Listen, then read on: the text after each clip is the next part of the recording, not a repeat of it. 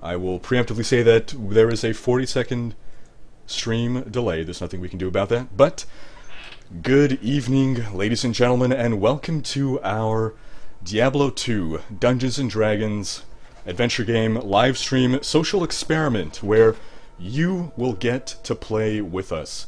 One Dungeon Master, one player. Joining me tonight is Marla. And I guess I forgot to do my thing. Hey guys, this is Riker, aka CJ, and with me is Marla, aka MR Desat. I don't really have a good pseudonym. I'm just Marla. Alright, so Marla, aka just Marla, she will be your proxy. She will be reading the chat and executing your commands to her interpretation. The beauty is that we are not using a computer, we're using a human to do this, and because we're playing D&D, we need a human. We don't want a computer. This is not a text adventure, this is not a video game, this is a tabletop role-playing game, and creativity is something that no computer could ever capture. Now, looks like the stream is up, looks like we're live. Yes, fantastic, alright. So, some of you are already reading the rules on screen. As we mentioned, you will issue your commands by typing in chat. Now, there is some limitation. YouTube prevents you from typing more than 3 messages every 30 seconds, so make good use of your messages. Actions, Marla will be selecting your actions, and she will be basing them on 1 swiftness, so the reason for that is we want this to run as smoothly as possible. There is the 40-second delay. We don't want there to be a lot of downtime between what's going on, so for people that get in their actions first, there will be some preference towards that. Second, popularity. If you're at a branching path, and you can either go north or south, and most of you say north, then north it is. And last, creativeness. Now again, this is where the tabletop RPG element comes in. If you give us a suggestion that is particularly cool, or interesting, or fun-sounding, or entertaining, or intelligent, Marla will be keeping an eye out for that as well. Now, I believe you're actually able to upvote each other's comments. I think you have to click on all the way at the top under the comments, view all comments, but you, I believe, are able to up and downvote each other's comments. If that's the case, then if you find someone else said something really cool and you want us to do that, you can try upvoting that. We're not 100% sure whether we're going to be able to verify that, but why don't we go ahead and test that right now. So Marla say something and everyone upvote Marla's comment. And meanwhile, we're going to keep rolling here with the explanation of what we have going on. I think that's actually it. If you've never played a tabletop RPG before, or D&D before, or you're not familiar with the old D&D rules, don't worry about it. There's really very little that you have to understand, but a tabletop RPG is a game in which you describe what it is that you want your character to do. You take on the role of a hero in a fantasy story, and unlike a video game, you are not constrained, you are not confined to inputs that the game gives you. Anything that you can imagine, your character can attempt to do. You can pick up a chair and throw it through a window if you want to do that. In a game, you'd have to find, okay, what button allows me to pick up the chair? No, anything that you can do, you can attempt to do in the game. And if necessary, we will roll some dice to see whether you're successful or not. We'll handle the mechanics, you handle the creativity. So Marla will be the one keeping her eye on the chat. Mostly I'll try to look now and again, but I'll be a little busy running things, sort of. But Marla, if ever there's anything, please do speak up. If anything, if there's a hiccup or anything like that. Yeah. Absolutely, I can do that. Alright, so like any good RPG, the first thing you get to do is select your character. Now we have 5 classes to choose from here. The Amazon, the Barbarian, the Necromancer, the Paladin, or the Sorceress. So, start typing in your selection, which character you want to run. And while you're doing that, we'll just give a quick rundown on what each of these characters are, so that we're not going to just wait 40 seconds for the delay to catch up. So, the Amazon. This powerful warrior was raised... Can you see this? Well, it's a character sheet, it's not really anything fancy. But this powerful warrior was raised among the nomads of the South Sea Plains, the South Sea Plains. She is fiercely independent and skilled with bow, javelin, and throwing weapons. A mercenary by trade, her renowned loyalty makes her greatly sought after by those who need a strong warrior at their side. She travels the land in search of adventure, seeking to drive evil back into the darkness from which it sprang, while increasing her own experience and reputation, as well as her cache of gold. 'Cause that was necessary to say. The Barbarian. Raised among the tribes that wander the fringes of civilization, this sturdy and powerful warrior has learned to survive in even the most hostile wilderness. He identifies with his ancestral spirits, and his beliefs grant him related powers. These beliefs have led him to Waystruck, a small village where he hopes to destroy the unnatural evil that threatens to destroy the land. The Necromancer. This mysterious figure comes from the steamy recesses of the southern... I apologize. Apparently there's this thing amongst Montreal Italians where we say southern instead of southern. The recesses of the southern, rather, swamps. His spells utilize the powers of death, and he can summon and control undead creatures to accomplish his will. Although he is aligned with the forces of light, his is the power of nightmares, causing many to shun him for his use of dark powers. Long hours of study in dim and dank tombs have made his skin pale, giving him an eerie appearance not unlike that of the corpses he controls. The Paladin. This battle-ready warrior uses his faith as a shield and his belief as a weapon in the fight for what he believes is just and right. As a knight of Westmarch, he follows the teachings and doctrines of the Order of the Light. His steadfastness fills him with the strength and holy power to rain justice down upon his foes. And last but not least, we have the Sorceress. Having wrested the arcane secrets of magic from the Vizjure of the East. You know that's special because it's a difficult to pronounce name. The Sorceress is expert in using her spells to command the very elements themselves. She calls forth the powers of fire, ice, and lightning to do her bidding. She understands the struggle between order and chaos and knows that she is a warrior in this eternal battle. Utilizing her fierce combative magic for both offense and defense, she is a valued member of any adventuring party. Too bad she won't be a member of one because this is a solo quest. You will be picking one character and we will be running through this adventure with a single character. Anyone who has played this before, we're making some changes, some adaptations, partly to the mechanics to fit our format, and partly to the story to add some surprises for you. So, Marla, what is it looking like? What are we leaning towards? What have they decided? I think we might be neck and neck on the Amazon and the Necromancer.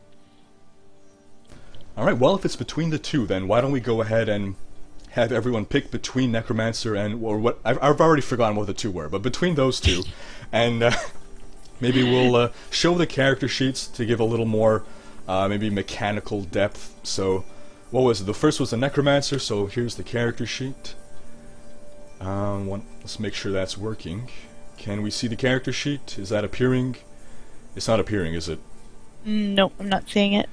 Okay, well, in that case, the Necromancer has a strength score of 12, constitution of 12, dexterity 14, intelligence 17, wisdom 14, charisma 13. Basically, his strength is intelligence, followed by dex and wisdom. He has high mana, so he can cast a lot of magic, but very low hit points, low armor class.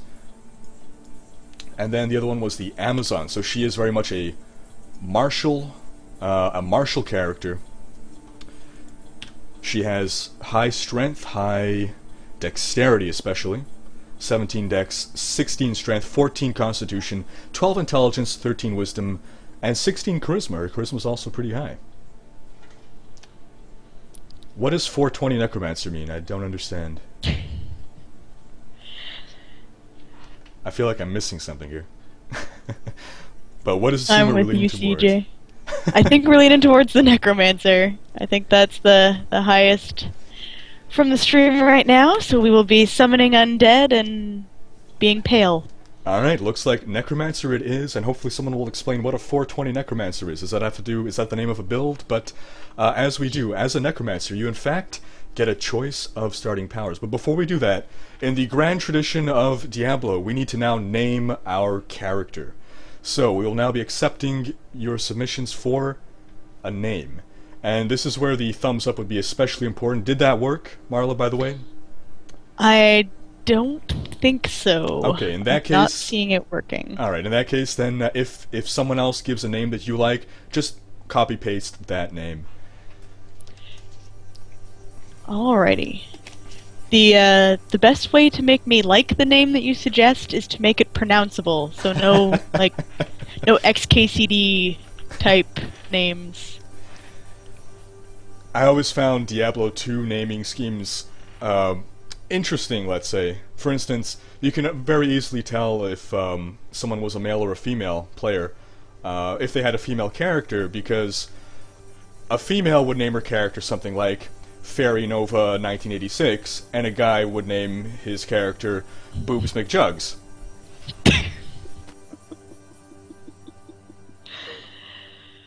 And of course play the Amazon. Yeah, of course.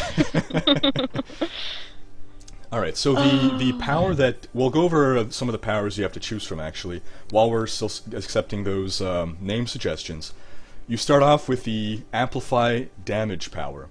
Now, this spell costs 3 mana, and the Necromancer inflicts a curse upon a single target, increasing the damage that target suffers for 5 rounds. During that time, all damage inflicted on the target is doubled. And again, the selected class was the Necromancer, so in fact, let's get rid of all the other buggers. Goodbye, buggers. Or we'll move the Necromancer actually over to the side here, and reposition the screen accordingly. Leave all our friends behind until we need them because we've died. Indeed. Okay. So that is the first power, and then you'll have a selection for the next power. And it's going to be between Bone Armor and Ray Skeleton, but don't pick yet, we're still going for the name. So, Marla, what shall we name our Necromancer? Well, we got a lot of really good options in here, but the one that really strikes me as excellent is from Zizekia, and so I think we're gonna go with Jim Montague, Gentleman Necromancer. Oh, fantastic. Jim, here, I'll let you type that out, in fact, so double-click on the Necromancer, and then Okay. under name, yeah, just put that in, or copy-paste if you can. Meanwhile, I'll go over the choice of powers, so you're gonna get to pick between Bone Armor and Ray Skeleton. Now, Bone Armor costs 4 mana, Ray Skeleton costs 6. Bone Armor, the Necromancer calls forth a barrier of enchanted bones that spin protectively around his body, blocking the first 2 attacks that would otherwise hit. Now as for Ray Skeleton, the Necromancer animates 1 dead enemy from the tile he occupies. The undead zombie has 8 life and is controlled by the Necromancer until it is destroyed. Only 1 enemy can be reanimated at a time. So it might help to know how much mana you actually have. So you have 24 hit points. Your AC is 10. Wasn't kidding when I said your AC would be low. AC is armor class, for those who don't know. So you're pretty easy to hit. As a Necromancer, you're actually the easiest, I believe. You're the biggest glass cannon of the bunch. Excellent. And your mana is 56. So you have 24 health and 56 mana. Your speed is 4, as with any character. So just to go back to the rules here. So in combat, that's when these mechanics become a little more important. Combat is turn-based. You go and the monsters go, and you go and the monsters go. On your turn in combat, you can either move up to 4 squares, or you can attack up to 4 times, which includes casting spells, or you can perform miscellaneous actions such as drawing a weapon, or picking up a weapon, or opening a door, stuff like that. And of course, if you ever have any questions, please do not hesitate to ask. And Ashnar's there as well. Hello, Ash.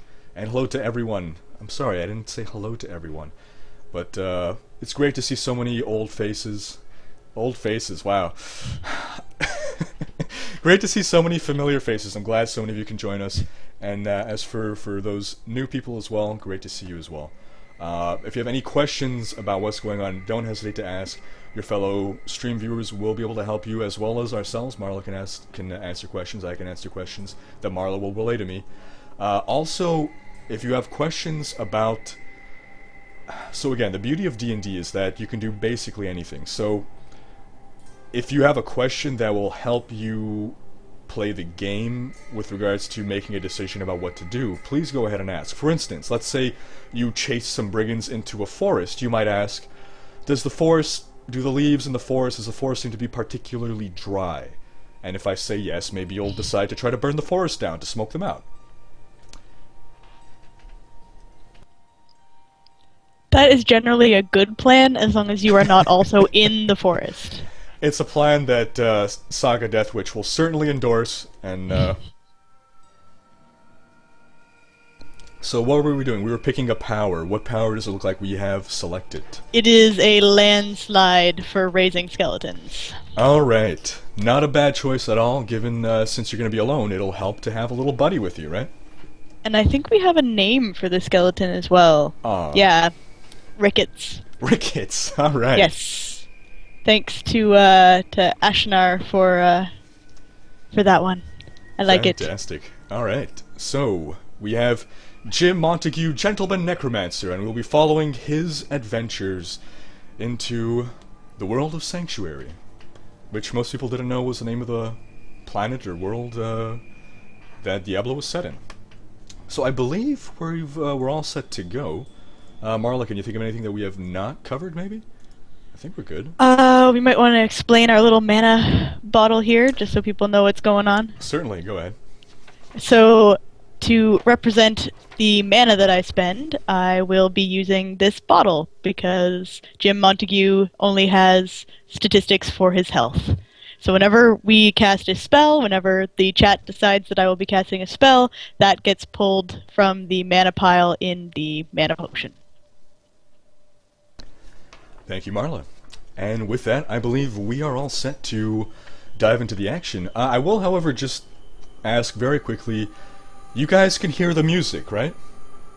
I'll let you answer in chat. I'm not going to wait for the answer, but if you can't hear the music, Marla, please let me know and I'll increase the volume. But I'm pretty sure it should be there, it should be faint, but it should be at least noticeable. Otherwise, why do I even have it playing?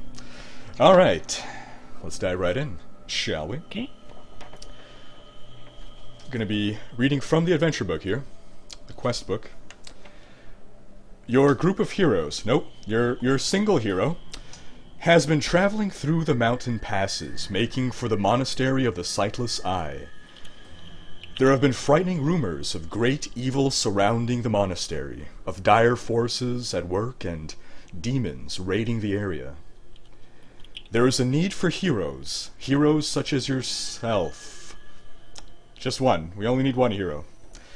You have met the others, nope, along the road. You've met no one else but yourself along the road, and now as a group, nope, now by yourself, you follow the trail that leads to the monastery. Now, as you move through an icy pass, you find the bodies of others that have preceded you. In a bloody divot in the snow lie the remains of two people, ripped to shreds.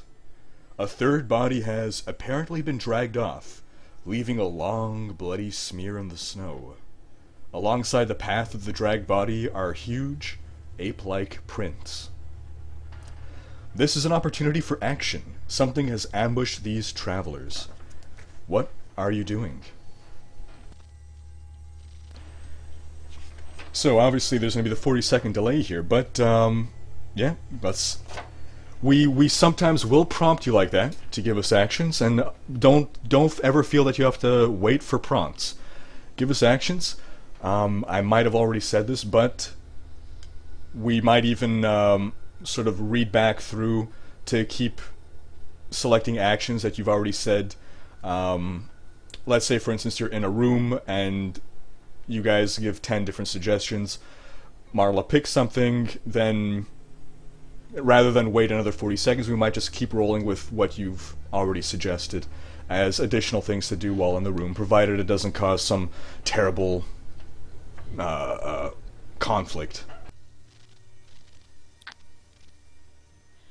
Alrighty. So, I think that a gentleman necromancer would do his best to figure out what caused the death of these people. So, from Schmook 1's suggestion, we're going to inspect these wounds for cause of death. And being a necromancer, I've certainly seen a lot of death, so I expect I can figure out what killed these people.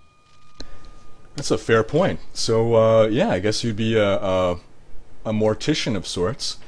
Let's go ahead and roll a wisdom check. Or, no, well, I guess if you want, we could rely on your intelligence.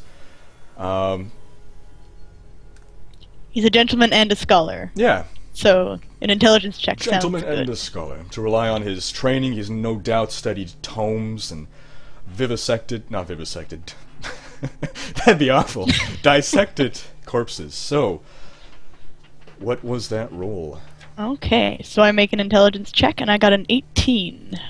Alright, that is a success. As Jim Montague, Gentleman Necromancer, investigates these bodies, he sees that the death was rather violent. There were signs of struggle. While he cannot place the exact creature that may have slain them, he does recognize terrible bruising on the bodies, fractured bones. Whatever it was that did this was very strong. Also likely a lot bigger than these fellows, and tore. The wounds seem to have been caused by claws. So it seems that this was not the smooth cut of a sword or a weapon, but some kind of savage attack from a beast. Alright, well, that's too bad for them. I better raise my good skeleton friend, Ricketts, from one of these corpses. Alright, so Jim Montague doesn't like to waste a corpse, and very intelligently is going ahead and casting his spell. So we're going to go and give you a little token for your skeleton buddy. And here we go. So how many hit points did I say that our skeleton friend will have? That is a good question. And it was Ricketts, right? R-I-C-K-E-T-S, is it? Or... Yes, that is correct. All Rick right. for short. Rick for short, I like that. Alright, you now have control of Ricketts, and I'll just adjust his hit points, which was what again? His hit point total is? His hit points are 8. 8, alright. Now, in your investigations of the corpse, you actually also happen to notice that they had some gear on them, if you at all care about that. We definitely care about that. The gentleman necromancer, he buys fancy new clothes and cloaks. He's gotta keep the gold up. Alright, well, the female appears to have been a rogue of sorts, and she has a broken bow, and torn armor. She also has a backpack with 3 vials of red fluid. Whatever can that be? And as for the other fellow, this was a male, seems to have been a spellcaster of sort. He has a staff that is broken, robes that are ripped, and inside the robes you can find 3 potions that are filled with a blue liquid. Alright. So I should add those to my inventory. So you said 3 potions with blue liquid. 3 red and 3 blue, indeed. Okay. I'm 3 presuming red that we actually want to pocket these and not just kind of pour them out, or this is useless. Just toss it. But the broken items, the torn armors and the broken weapons, those are valueless. So don't expect to be able to sell those. But if you guys do want to take them with you for whatever reason, do let us know that. That's a good question. What does the stream think? Should we fill our backpack with these gray items? Also, if anyone does not see the stream updating, simply refresh, and that should make the new comments come in. It seems sometimes that happens, that comments stop updating, but they will update once you refresh.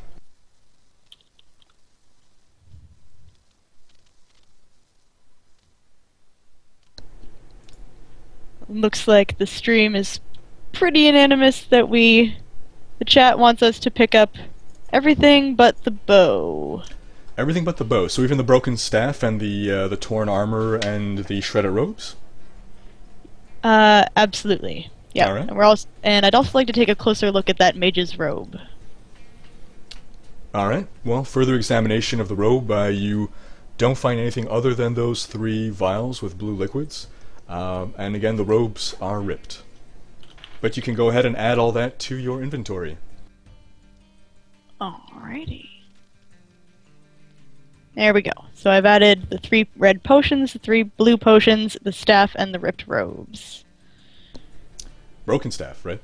Broken staff, yes. Not a good staff. It's okay, I know a guy. Staff repair, yeah.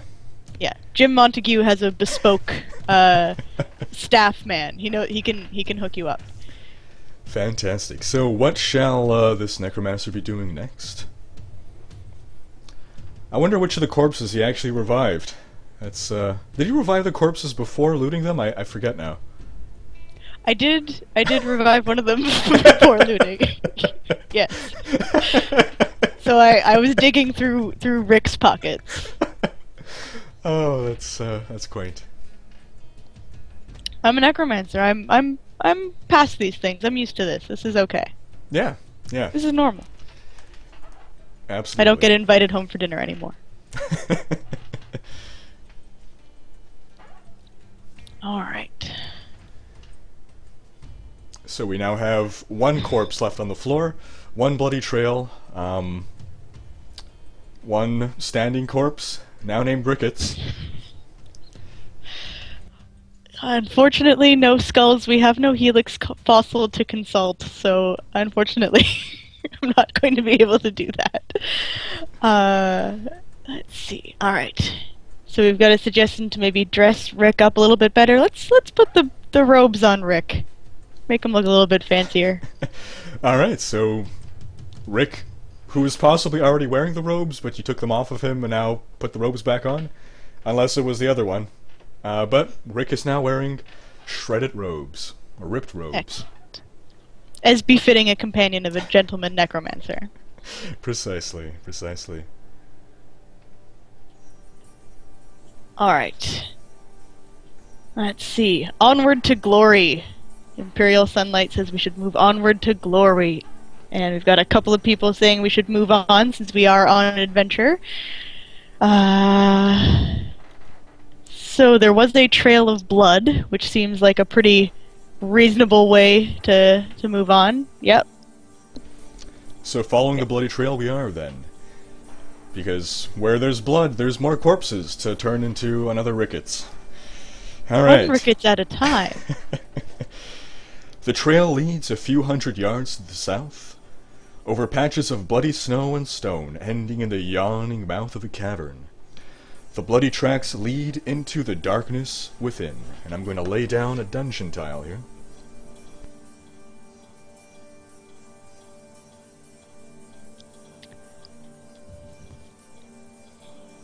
So I want to know what the chat thinks Jim Montague, gentleman necromancer, likes to do in his spare time. What hobby does a gentleman necromancer partake in?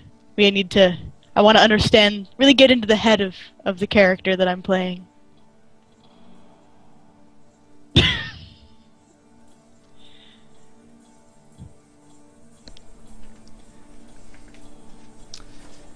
Alright, so we have our passage here that leads off into darkness.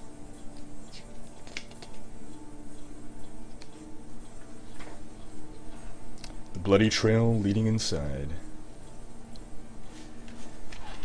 Oh, it might be helpful actually now to mention what equipment Jim Montague already had, and that would be a dagger, a torch, chalk, a short sword, robes of his own, unripped, a belt and belt pouch, and now the items that you've just acquired, as well as 5 gold pieces, a whole whopping 5 gold pieces. That's enough for now. I'm sure we'll find more.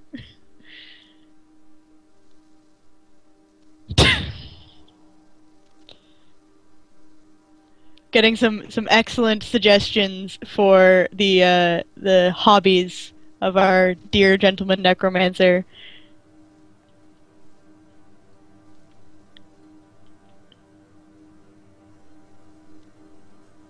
He makes wine. He does kind of home brew. I can see that. Out of the blood of his enemies. Ah. Yeah. Using skulls as decanters, I imagine. Skulls actually make very poor decanters. You would know this if you were a gentleman necromancer. See, there's a number of holes, so it just becomes a mess. Alright, so we have this passage leading into darkness. What are we doing? Okay, I think we're going to send Ricketts in first. Alright. And then follow behind him. Now, you can't actually see through Ricketts' eyes, though.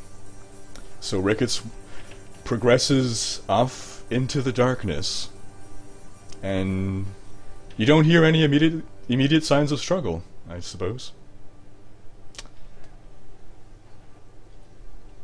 But yeah, feel free to move Ricketts into that corridor.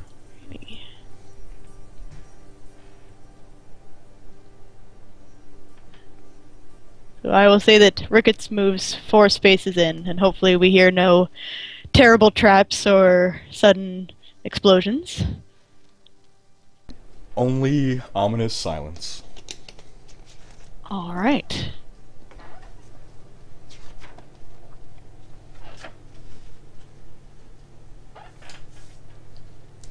It's too bad Ricketts can't talk and sort of report his findings and say what's going on. Ricketts is the strong, silent type.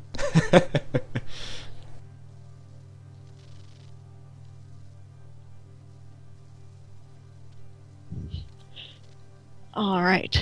So let's follow. Okay, so I wait for a little bit to make sure nothing untoward happens, and then I will follow Ricketts into the long corridor. Alright, so Jim Montague, Gentleman Necromancer, walks off into the darkness until he can't see anything anymore, except the exit from whence he came.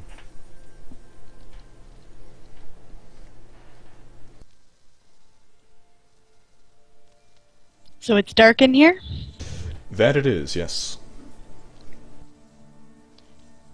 Jim Montague is well acquainted with darkness, so it's alright. He will not cast magic missile at the darkness? No gentleman necromancer would resort to such base tactics. Especially since he can't cast magic missile. Yes. He casts Ray Skeleton at the darkness. Let's see, we're asking if we do have a torch in our equipment, and so got a couple of suggestions to light that torch so we can see what's going on. Alright, Jim Montague, Gentleman Necromancer, lights the torch and can now see that you have entered the cavern, seeing a passageway running deeper into the mountainside. The passageway ends in a door. The bloody smear leads to that door. Wait, so I'm stepping in the bloody smear? You don't have to be. It seems to be about a 10-foot wide passage. You can step in it if you'd like to. No, a gentleman stays out of bloody smears. Alright. Let's see.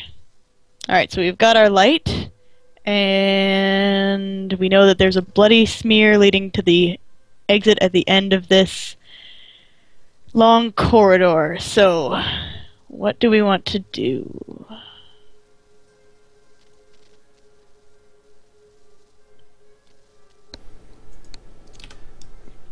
I'm being told that the best way to use a skull as a decanter is to line the skull with the appropriate material to prevent any kind of leakage. I'm assuming red velvet is appropriate. I'm assuming that came from none other than Saga Deathwitch? Yes, that was a very kind suggestion from Saga Deathwitch. Alright, so just to inform anyone who may want to know, your primary weapon is a short sword, 1d6 damage. Secondary weapon is a dagger, 1d4 damage. Both are melee weapons. And apart from that, you have your curse spell, which again causes a creature to suffer double damage. And you have your raised skeleton spell. Those are your combat powers, if you will. But again, don't rely on that. I don't want you guys to feel the need to talk mechanics in any way. So describe your actions as you would in a system in which there are no game mechanics. But this being a rather feeble necromancer, melee attacks aren't his forte. Not that ranged attacks are, but he won't have terrible luck, let's say, with the attacking. And I've got Rick, although he's not terribly stronger than I am. Maybe stronger. He's just not super tough. Yeah, Rick is a little better at hitting, and his damage is 1d4 plus 1. Alrighty.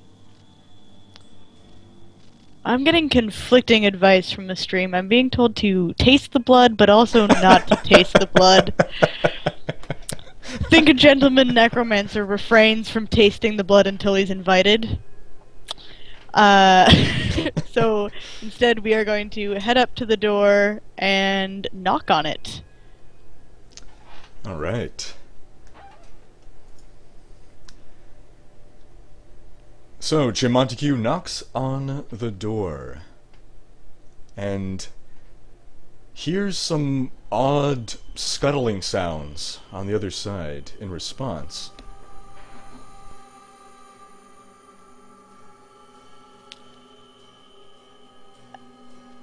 And the best suggestion I've seen, the most intriguing suggestion from Rextreff is to pretend that we are traveling salesmen. So I will call out into the darkness, "Hello!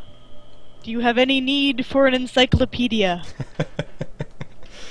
Once again, you're met only with some strange scuttling sounds. This time you think you can hear two distinct sources of scuttling. Two distinct scuttling sources. Alright.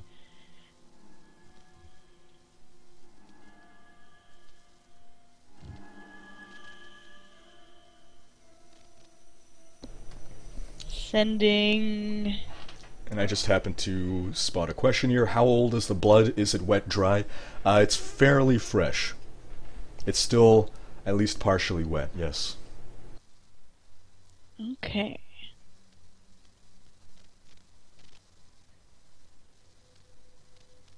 Well, I'm not sure. Alright, we're going to crack open the door and then send Rick in. Alright, so let's get out the next tile. We're gonna grab that and move it into place. Can you guys see that? Let's zoom out a bit. Alright. Now, unfortunately, there are some things in here.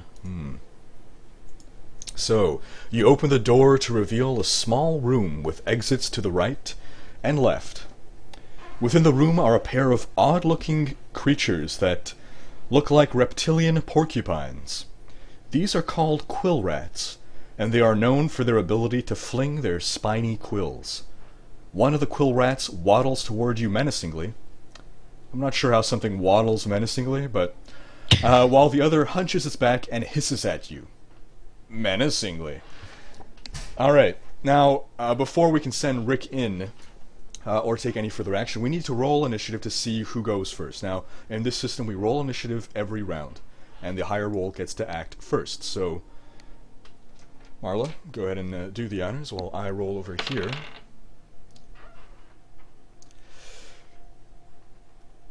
Alright. Jim is not very light on his feet at this moment. His initiative check is just a 6.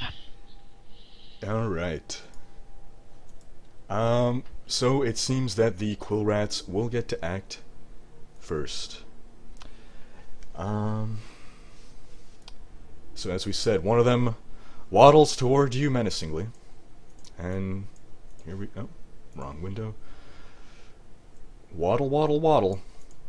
While this one over here, I believe you can see me pointing, hunches its back and flings a quill in your direction. And the quill strikes you, piercing you in the thigh. But fortunately, it's not terribly painful, and only deals 1 point of damage, taking you down to 23 out of 24 hit points. So you now get to act, and you also get to determine Ricketts' action. Now, Ricketts is just an undead, so he cannot take complex actions, but he can defend you. He can't do stuff like open doors, but he can move around and attack, basically. Alrighty. Well, as Violet Delirium says, these quill rats are nothing but a menace to society. So we should get Ricket in there to beat them up. And Violet suggests that we close Ricket inside That's fantastic. the next room and hide while we let the skeleton take care of this little quill rat problem. Oh, I love it. So we will send Ricket through the door. Alright, so Ricket only gets to attack once, but again, he can move and attack. So he can move either one square or more. I guess, Marla, you can use your interpretation on how far in you want him to move, but if he's moving in, then Jim Montague can then go ahead and close the door. And that is what we'll do. Alright. Ricketts will move in beside the quill rat, and Jim Montague will, with a certain amount of surety, close the door.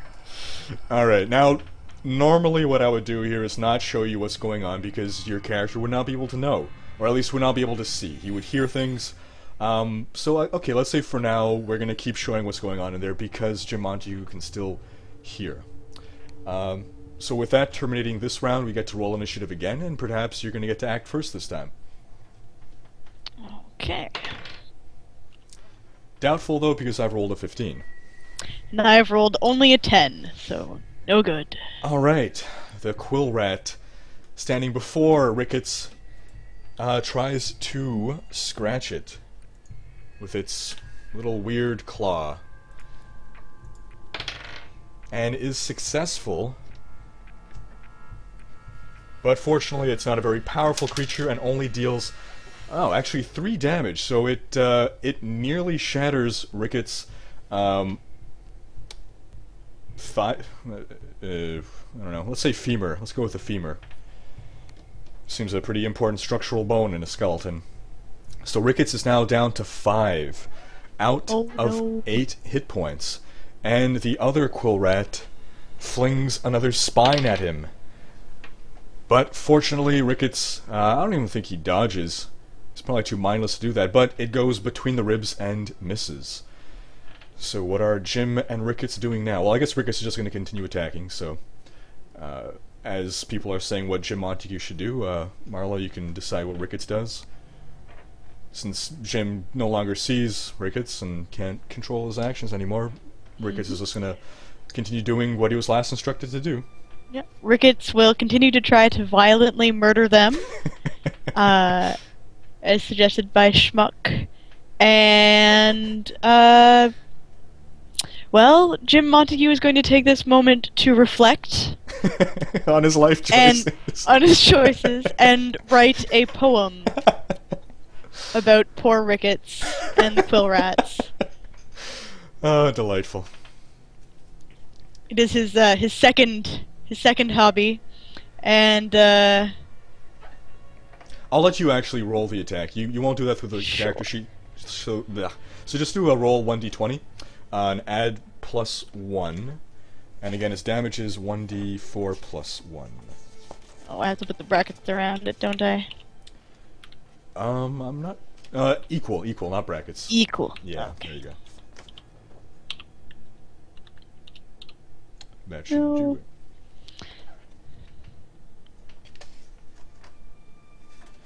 Actually, should this be a more powerful Wickets? Is that not working? Nope. Oh, sorry. It's it. like roll. What is the command? /roll. Right. /roll space 1d20. I apologize. Ah, okay. There we go. Provide better instructions for you. There we go. Okay, a 14 for our dear Ricketts, and we really do need a poem for dear Jim. And my bad. His damage is actually 1d6, not 1d4 +1. Okay. So he just received an instant damage buff. So that's a 4 for the 1d6. So was Ricketts wielding any weapon? Did we decide which of the two corpses Ricketts was? Did we leave him with a weapon, or is he just gonna claw at this creature? I think he's just doing claws. I don't think we specified anything particular. Alright, so the Ricketts claws back at the quill rat, which clawed at him, and penetrates its I guess, spiny flesh. And the quill rat hisses in pain and is now bleeding profusely.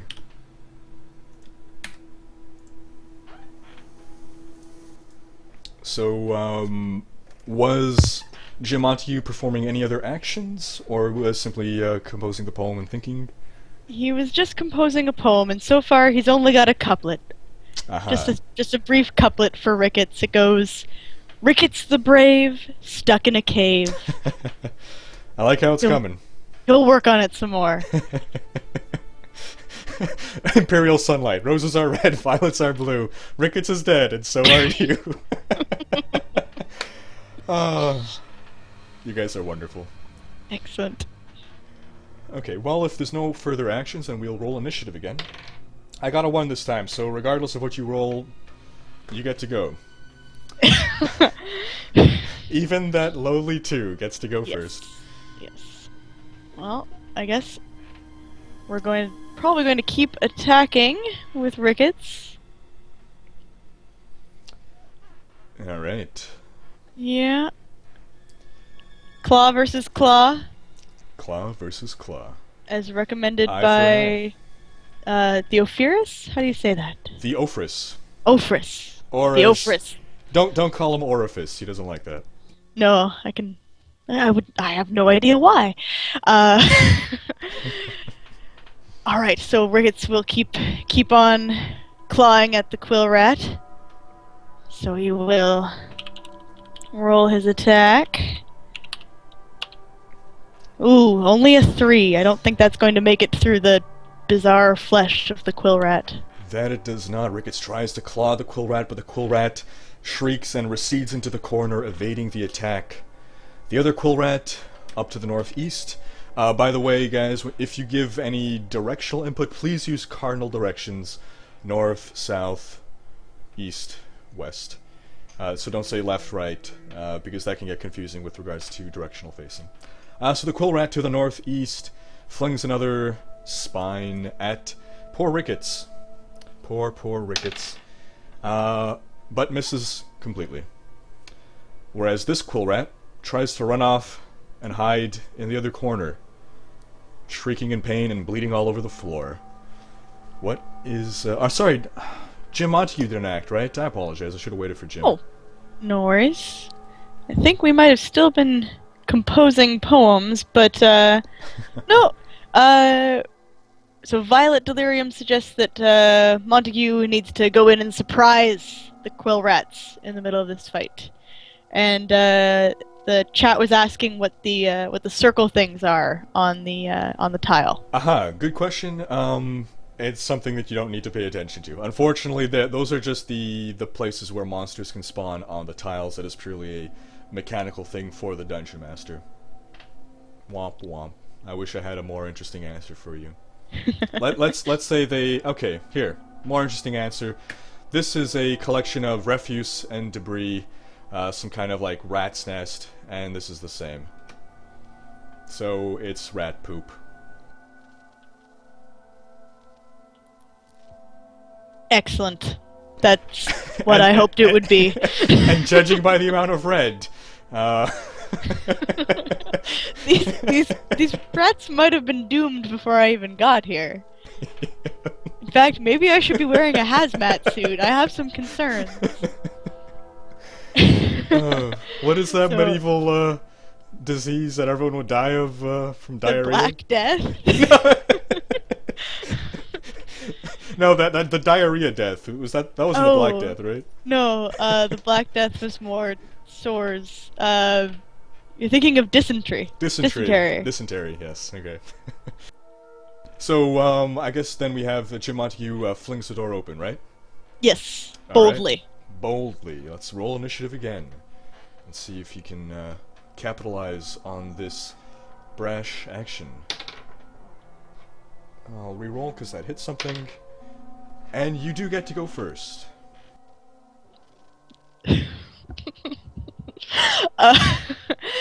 Okay, well, Jim might be having a bit of a weird day. He has a very strong desire to strip all of his clothes off and run into the room singing, hoping to daze the quill rats in confusion.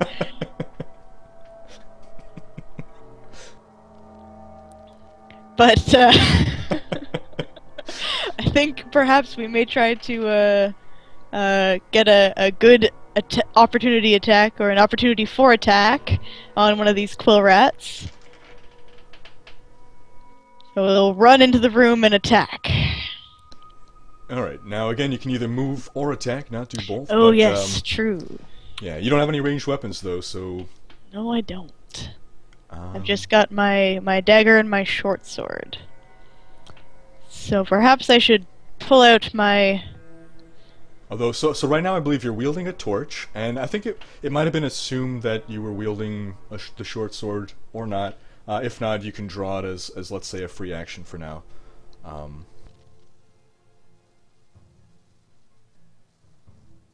Okay.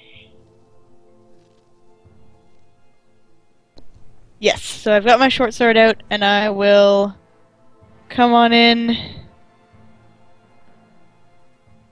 and get one of those quill rat. Well, get ready to attack the quill rat. So I'll move forward. Alright. There. And, where does Ricketts move?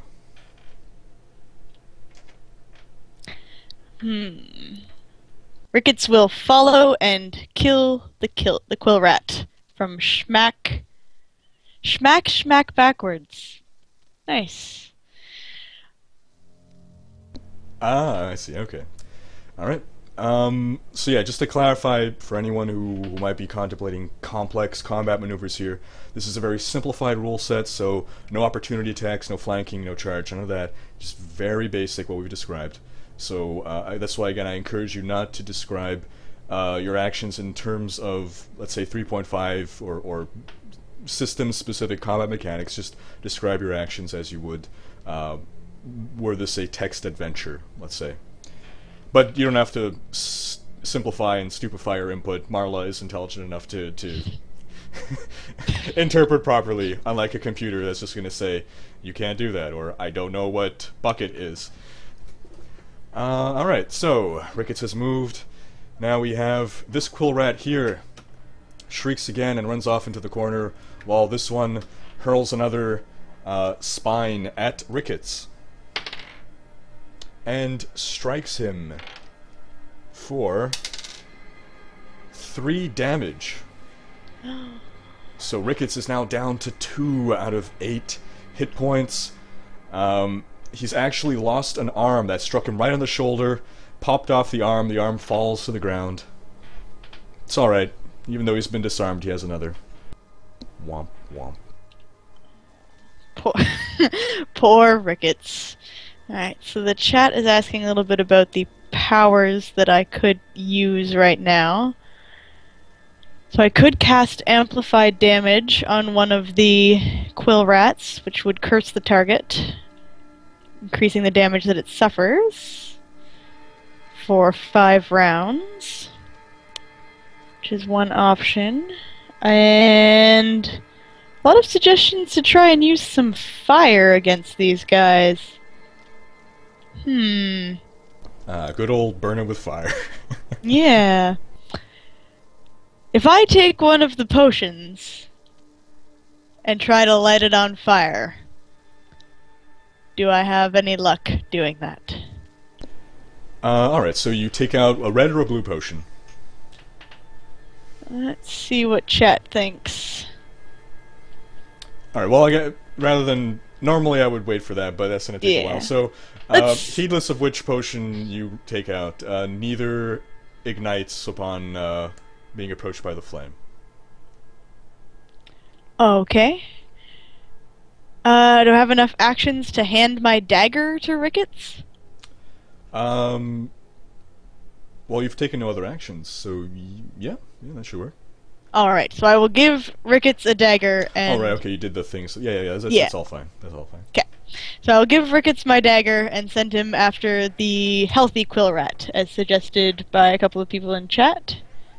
Oh, poor Ricketts does seem quite rickety, Violet.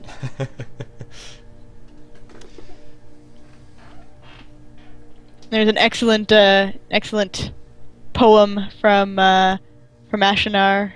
O brittled bones of the newly dead, Ricketts, whose sharp claws be now stained red, may your service bring you honor on your re-death bed. Wonderful. Very nice. Okay, so we'll send Ricketts towards the healthy quill rat. And he gets to attack, right? That he does, yes. Okay. So roll that d20.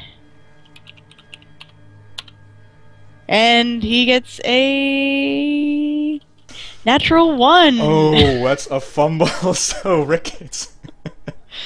Oh wait. Oh, but fortunately, you can't move and attack. So he just moved and doesn't end up fumbling. Oh, lucky Ricketts. All right. Oh, that would have been a funny fumble. All right. Okay. So that was your action. That you won initiative that round, right? Or no, you didn't. Did you? No, you didn't. So we get to roll I again barely won initiative on that round. You had rolled a 1 and I rolled a 2. Are you sure that because the quill rat retreated, right? I'm pretty sure that I went first and then you went.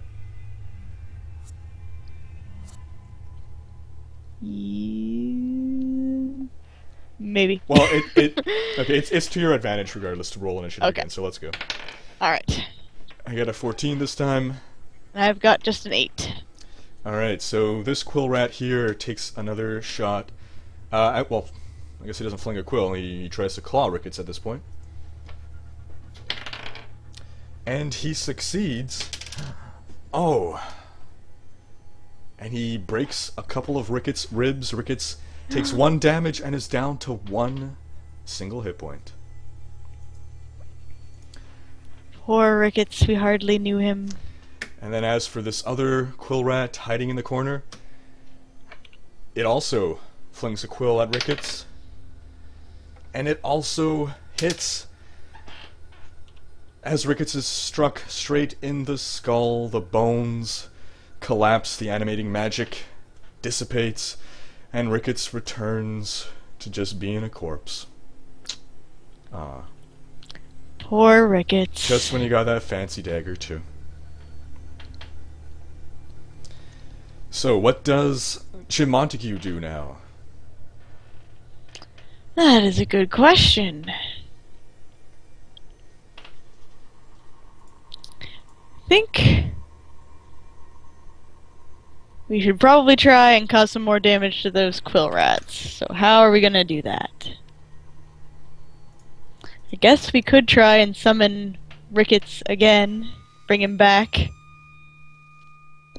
As a necromancer, you know that a corpse can only be animated once. Oh, yes. Poor Ricketts. Means we'll have to, take care of these quill rats on our own.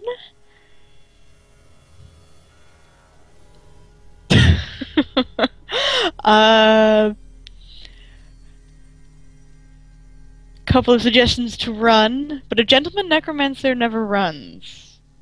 Gentleman necromancer faces his fears and his quill rats. So Jim Montague's still at 23 out of 24 hit points. Doing okay. One of those quill rats, bleeding severely, has left blood trails all over the place. The other one untouched. But we do know that this one basically was hit, I think, once.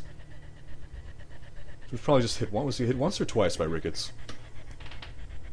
I think Ricketts only got one good hit on him. Yeah, and that nearly killed that quill rat. Okay.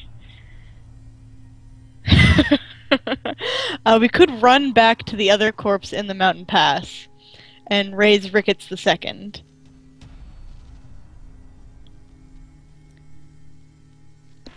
And we can... here's a good suggestion. We'll cast amplified damage on the healthy quill rat.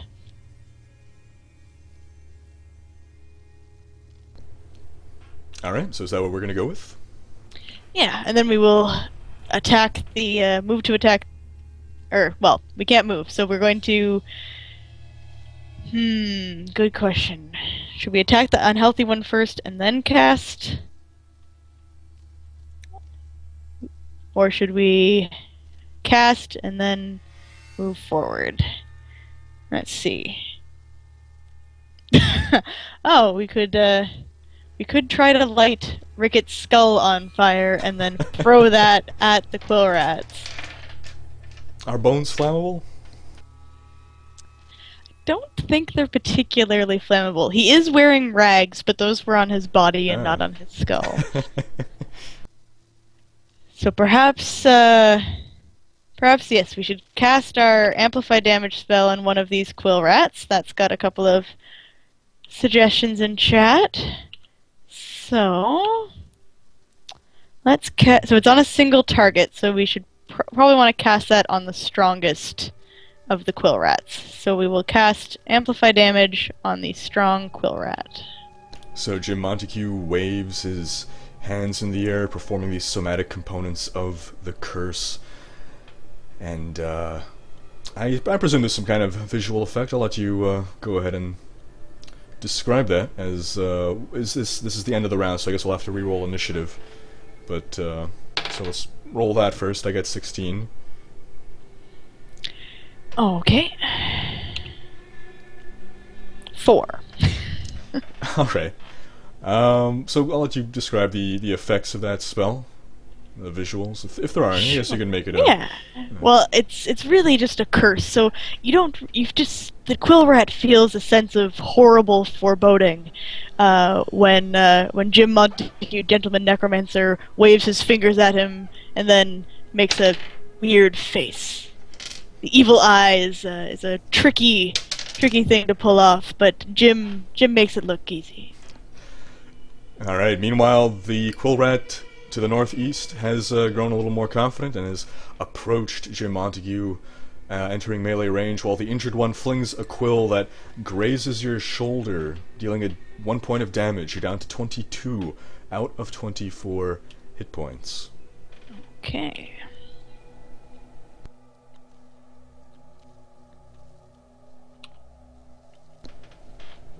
So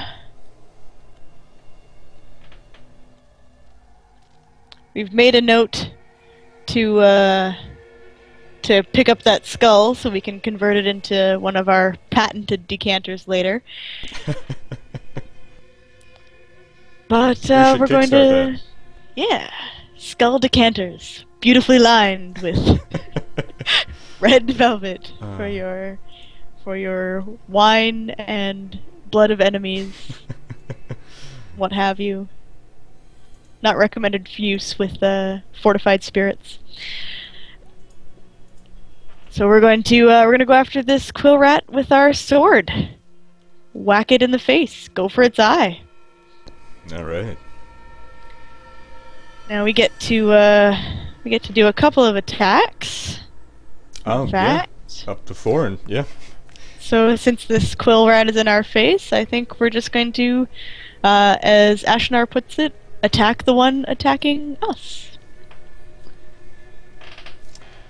So, well, primary attack, a 7 versus AC. Jim swings down with his sword. And he whooshes through the air. You get to make 3 more attacks. Alright, we'll try again. Only a 4 versus AC, a disheartening. Another whoosh, yes. A 10 versus AC on my 3rd attack. The sword nearly strikes its target this time. Missed him by this much. Oh. One more vicious attack, this time an 18 versus AC. This time the blade tastes flesh, and how much damage does it do, keeping in mind that it is doubled thanks to the amplified damage curse? The hit is for 2, so it instead takes 4 damage. The blade bites into the creature, which shrieks and is bleeding severely, just like its poor friend. So let's go ahead and roll initiative again. Alright. I got a 3, so odds are you're going first. To finish the job. So Jim Montague, Gentleman Necromancer, gets a 6 for his initiative this turn. And let's see. He swings down with the torch on the quill rat. Alright, so go ahead and roll that. The damage, use your secondary weapon attack. So it's the same to hit roll, which is no bonus at all. But the damage will be less, 1d4 instead of 1d6 with the short sword. Okay. That's a 12 versus AC for my swing with my burning torch. Jim Montague shoves the torch into the creature's face. It hisses and howls in agony and then drops over dead, its face smoldering. Excellent. Good, good. And yes, so we've taken that one out with a little bit of fireworks rather. And there's one remaining, but I can only either attack or move in this turn. Well, yeah, so you've already decided to attack, so you can make 3 more attacks if you so choose. And an attack includes casting a spell. Well, I think... Would it be weird to raise rickets out of the corpse of a quill rat? I always feel strange raising skeletons that are humanoid out of... Yeah, Jim Montague has found it to be odd, or found other people to find it odd, but he has grown accustomed to doing this. Well, then I think we better get rickets back in here. So we'll cast Raise Skeleton on the corpse of the quill rat.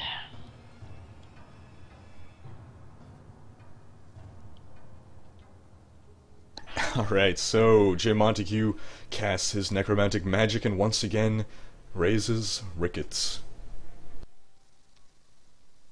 Hooray! Rickets the second. Rickets the second. Yes. It would be nice to keep track of how many times he dies.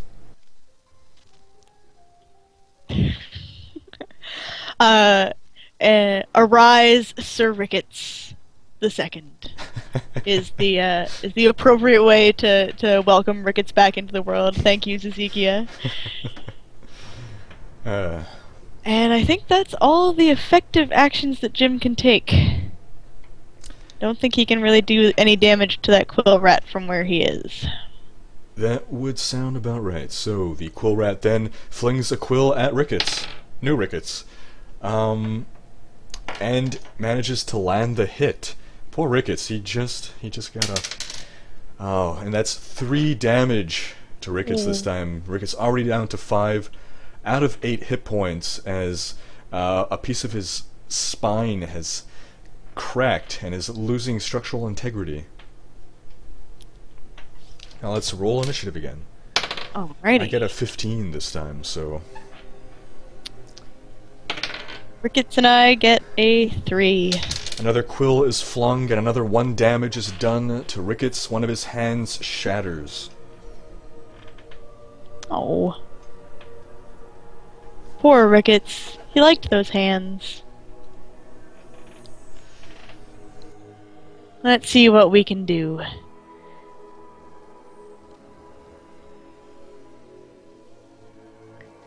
As the chat says, we are down to... Oh, yes, thank you. I did not. I don't believe I took out the mana cost for one of the spells, so I will fix that in a moment. Let's see. We're going to go after the other quill rat. So we will send Ricketts after the other quill rat. We'll move him up in front. And Jim will also move up to attack the quill rat.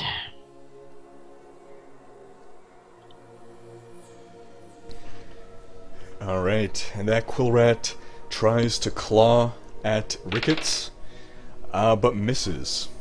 So let's roll initiative again. I got a 2, so Ozzer, you will be going first. I had the mana selected, but that's alright. Jim and Ricketts roll a 12.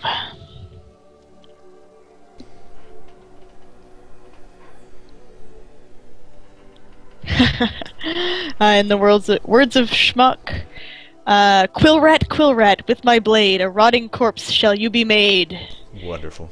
Jim brings his short sword down on the quill rat to exact some revenge for all the damage it has caused his poor friend Ricketts. This is the Bard Necromancer. I like that. Give him try to hit him first with a 9 versus AC. And unfortunately, that's a swing and a miss. Alrighty, we'll keep fighting. Another 9 versus AC. No luck. And a 3 versus AC. Jim needs to spend some time practicing with his short sword. He should join you for those fencing or swordsman lessons. Yes, yes. German longsword though. It's a nice. Claymore or no? It's a two-handed weapon. Nice. Yeah. Wow. Yeah. So Not quite as big as the claymore. Okay. Claymores are a little bit bigger. Zweihander? No. Technically, yes. A Zweihander would be the same thing. Yeah. Yes. But sadly, Jim Montague does not have a 15th century German broadsword. He only has this poor little short sword. But with his 4th attack, he gets a 17 versus AC. He brings down the blade upon the quill rat and severs its spine. It lets out. It twitches with a loud death rattle, and the underground room falls silent save for your own breathing and the rickety sounds of Ricketts. You notice something shiny in the remains of the quill rat. There are doors to your north and south, and the bloody footprints lead to the door on your left. Now, as chat decides what we're going to do next with our foes defeated here, I will return in a minute, so feel free to queue up some actions about what you want to be doing now. I think there's definitely some interesting options you have to take, and I will return shortly.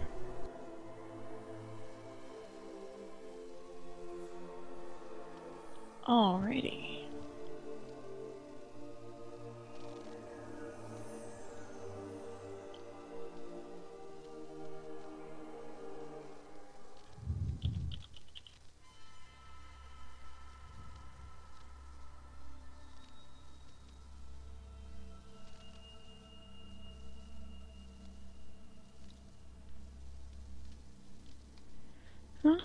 Okay, let's see what we've got in the comments. We've got a couple of different things we can do.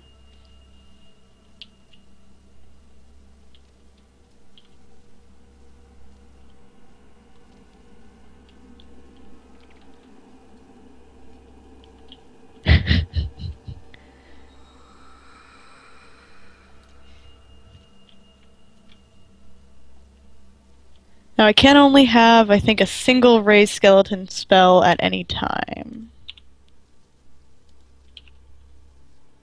So, let me just double check that. Yes, only one enemy can be reanimated at a time, so just one rickets at a time.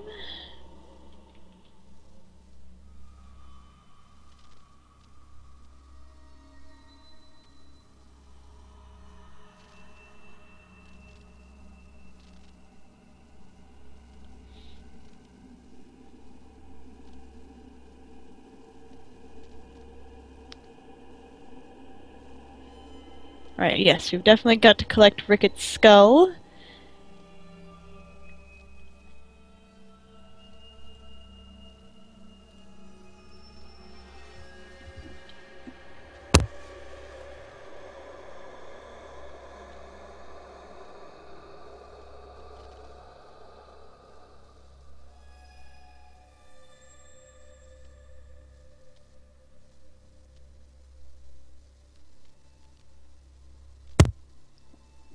Probably butchering the pronunciation on Zweihander, but Zweihander kind of literally means two-hander, so you can definitely have gigantic swords that you would want to use two hands to use, but the ones that I practice with are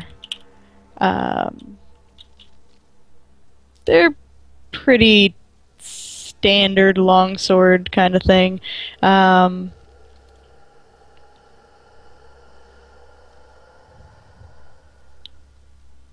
Yeah, about 4 pounds.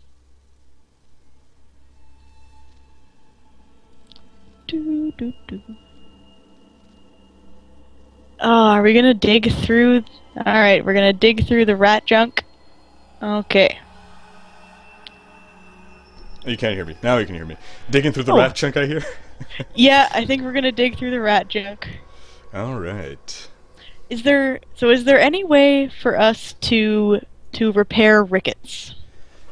Not to your knowledge, as a necromancer, no. Okay. Even if I pour one of these red potions down his gullet?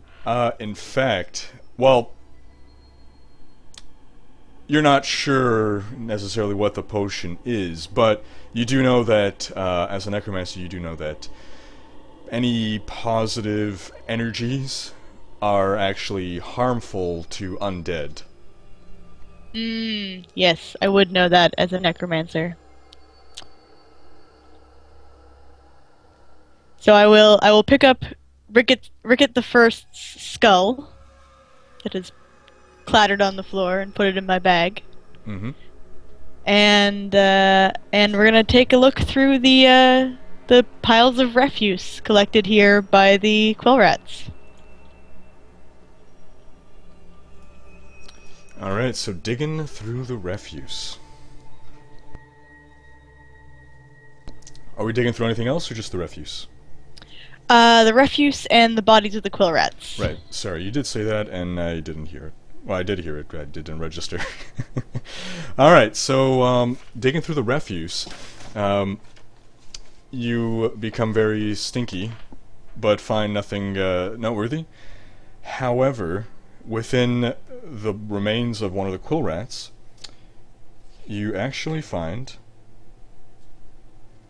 10 gold pieces, because apparently they like to eat those, as well as a shiny and fancy looking dagger.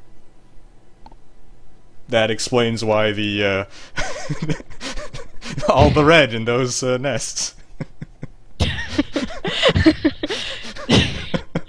So these quill rats have been slowly dying from horrible internal bleeding because of the dagger that they swallowed.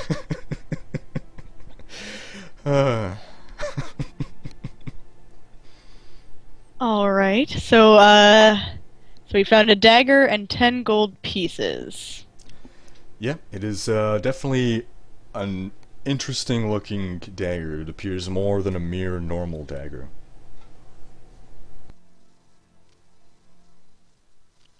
Okay. I think. Yes, I did just triple my wealth. That is very true. Good point, Nelian. Let's see. We're going to take a look at this dagger, I think. We're gonna take the gold, and we're gonna take the dagger, and we're gonna inspect the dagger. Alright, so looking at the dagger, again, you can see that this is more than just a normal dagger. It seems to be exceptionally well made, and you can even feel the hum of magical energy about it. Now, you know that there are certain mages or certain spellcasters who are able to identify magic items or give you scrolls that allow you to cast a spell to identify a magic item yourself. But you do know that you cannot yourself identify it right now. Okay. Can I equip Ricketts with both of the daggers? You absolutely can. We will give Ricketts II both of the daggers. And so we did check both of the quill rats, right?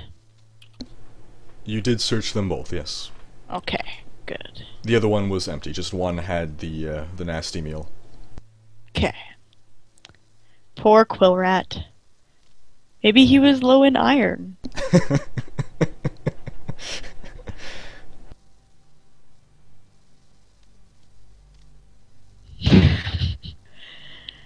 Okay, so we've equipped the dagger. Oh yeah, so we've picked up the old dagger from old Ricketts the First, and we've equipped Ricketts the Second with the shiny new dagger and my old dagger. And now we're going to listen at the other doors in this room. Alright. So, if you go to the door to the south and listen, you don't really hear anything, although you think maybe you heard a very gentle footfall. And then if you go listen to the other door, you definitely hear something. So this is the door with the bloody footprints, and you think you can hear sort of chewing and tearing sounds. Okay. So, Jim Montague, having very carefully inspected the dead bodies in the past, is going to take a closer look at these quill rats and see if he thinks they would be responsible for those bloody deaths. Well, the quill rats are actually fairly small creatures. I think they're about 3 foot tall at the shoulder. They definitely don't seem to have been strong enough or have the claws large enough to cause those immense lacerations and the huge bruises as well. Okay, so whatever killed those people is probably still somewhere in here. So our choice is between going north, where the bloody, you said bloody footprints? Sorry, the bloody trail. Bloody trail, yes. The bloody trail goes north, and we possibly heard a faint footfall to the south. Okay. Got, 1 vote for the quiet door.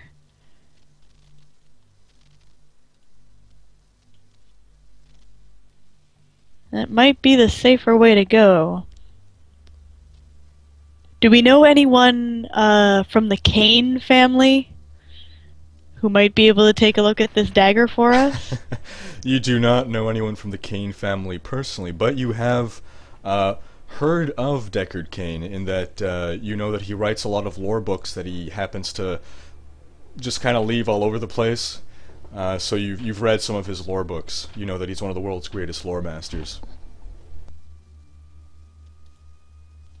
Maybe we can go find him later.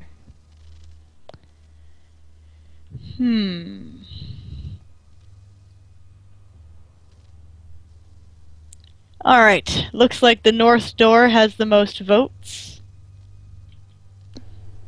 So we will,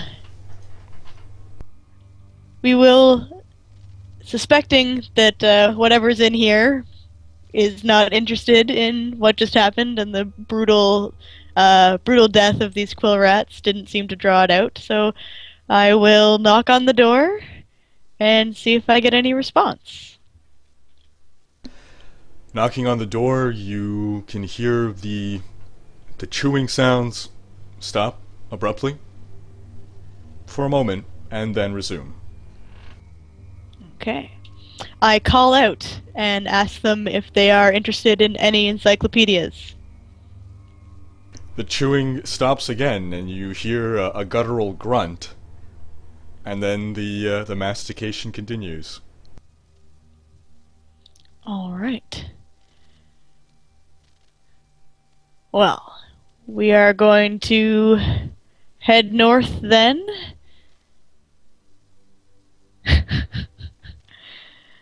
And open the north door and look through and see what we see. Alright. So we're gonna get out the tile here.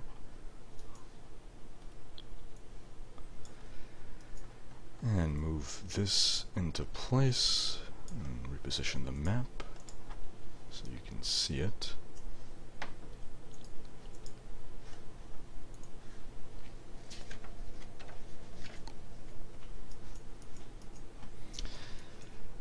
You know, something ominous is about to happen.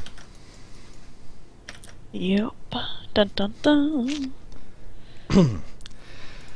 Opening the door, you find that you've tracked the creature that ambushed the other heroes to its lair. It is a hulking brute with huge, broad shoulders, long, fur-covered arms, and jutting fangs. You seem to have disturbed it at mealtime, which seems to have been a warrior, now half-eaten. You notice that there is a chest in the room as well, because clearly that's one of the most important things to notice when you see a giant monster eating a human. The creature gives a snarling bellow, throws aside the carcass of its former prey, and lumbers toward you, gorilla-like arms outstretched. Let's roll initiative. Okay.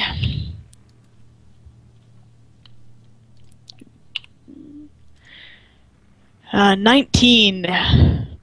Alright, you get to go first.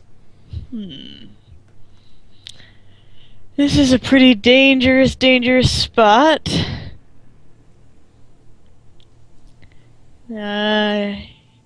Silent 66556. I'm just gonna call you Silent.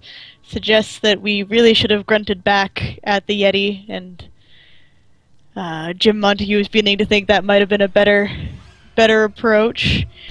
Well, you could still grunt as a free action during your combat. All right. I think we're going to try to lure it out of its room so that we can ambush it later. So Jim Montague will move backwards, leaving Ricketts in front. All right. Anyone wondering about experience? Experience will be allotted at the end of a session. You do get experience for killing the quill rats. It's not a lot, but it is there. So we have Jim Montague falling back, and whatever does Ricketts do? That's a good question. Ricketts is our good friend, and we love him. But I think we're going to leave him in front. Yes, we're going to have Rickett defend us, and we're gonna curse it when we have a chance. So we'll have Ricketts move up to the door, so hopefully that thing won't come too far through. All right. The gargantuan beast lumbers forward, and let's roll initiative again. It seems particularly upset. Alright, I've got a 17. I've rolled a 20 there, so the... Yeah, poor Ricketts here. The gargantuan beast raises his powerful arms and tries to pummel Ricketts.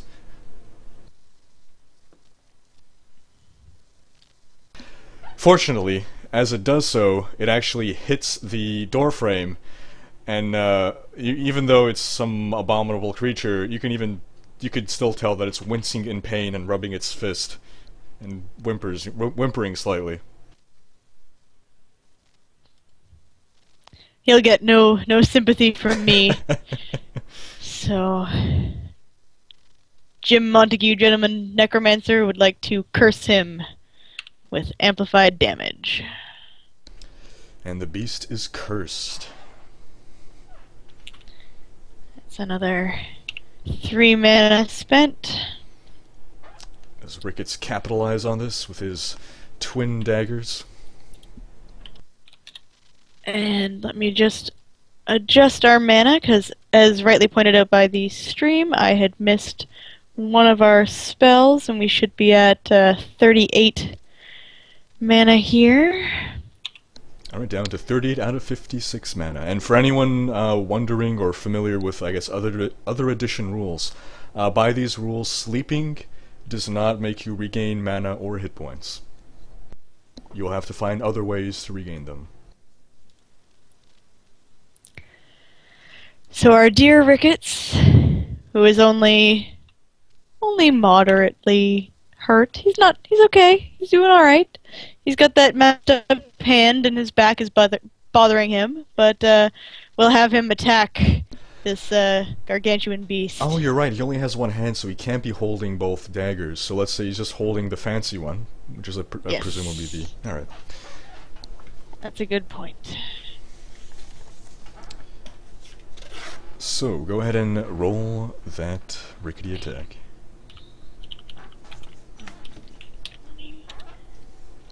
So that's a 7 on the dice, so he has a +1, or he had a +1 previously. Does he get any extra bonuses with this new dagger, or I guess we don't know? We don't know. But I guess Jim Montague doesn't see him performing any better with it. Okay, so he got a 7 on that attack. And Ricketts just whiffs at the air. Poor Ricketts. He tries so hard. Alright, let's roll again. Got a 13. Okay, and just a 7 for Rickett and me. So the gargantuan beast takes a swing at Ricketts but misses again.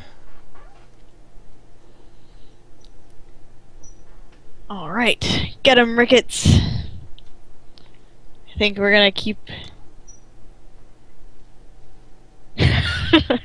Blackfire Demon suggests that we should be able to still dual wield as long as we were to tie the other dagger onto Ricketts' forearm. Yep. So we'll have to do that in the future. Mm. So, but Ricketts will continue to attack the giant Yeti creature. All right.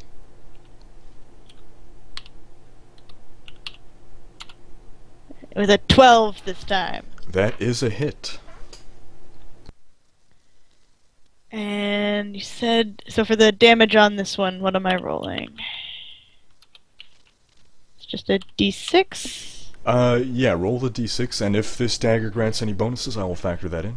Alright, so that's a 4 for my damage. For Ricketts' damage. He's the one saving us here. That he is. Ricketts stabs into the gargantuan beast, into its thigh, and it does bleed, but it barely reacts to the blow. That's no good. But we've noticed that this beast is pretty hairy. So good old Jim Montague thinks maybe we can move up and light him on fire with our torch. So we'll move into position to attack him on the next turn. Looking to capitalize on that amplified damage, so let's go ahead and roll initiative again. Okay. This time I got a 4. Oh, and you got a 4 as well. I also got a 4. Meaning you get to go first. Okay. Let's hit that Yeti with our awesome torch, which served us so well against the evil quill rats. So our secondary attack with our first swing, 16 versus AC with our torch. Alright, so Jim Montague thrusts the torch at the gargantuan beast, burning some of its fur and filling the air with a horrid stench of burning fur. The beast, this time, does shriek in pain. Excellent. That is what Jim Montague likes to hear. So he'll keep whacking at the hulking creature with his torch. Ooh, a miss. Oh dear, so this time that was a fumble, yeah. So what happens to Jim as he fumbles here? So, let's see. He's fumbling with a torch. As he winds back to attack, some of the drippings from the torch fall onto his luxurious long white hair, and he singes himself and gives himself a slightly different haircut. Fortunately, Jim Montague can pull off pretty much anything, so he still looks extremely dashing, despite the slight change in hairstyle. Just to comb it over. Yeah, it's a party in the front, fire in the back. It's classic. He's working on it. He likes it. He can come to terms with this. That he can, yep. So right. you could continue attacking. I think that Jim Montague is worried enough about the safety of his good friend Ricketts II to keep attacking this hulking monster. So we'll keep beating on it with this dangerous torch. With another miss. Oh my! I think Wow. my dice might be cursed. So this time, as Jim takes a wide swing, he hits the doorframe, and the shock of the impact and the shaking of the torch sends a vibration through his arm and actually makes him drop the torch to the floor. So the torch is now on the floor. It's still lit, but it is now on the floor, leaving him only with the long sword, or the short sword rather, in hand. Alright. Well, with only the short sword, he will make his last attack for the round with the short sword.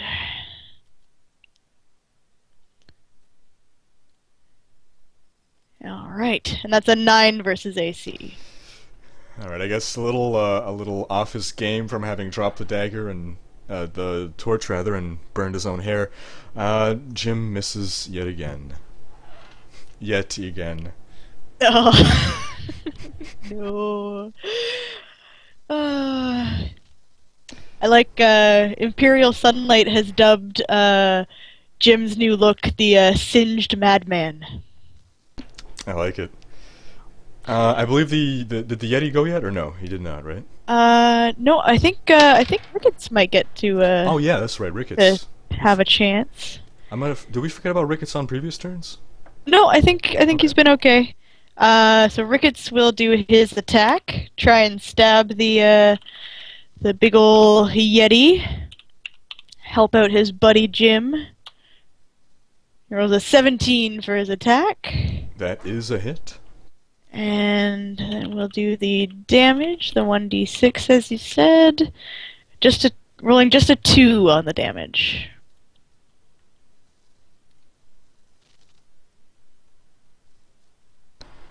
And with the dagger, Ricketts draws blood, and now from the numerous blows the beast has suffered, he is now visibly wounded. Bleeding quite a bit. Okay. And the beast, in fact, retaliates against Jim, though. He actually seems to be keeping an eye on that torch on the floor, but takes a swing at Jim.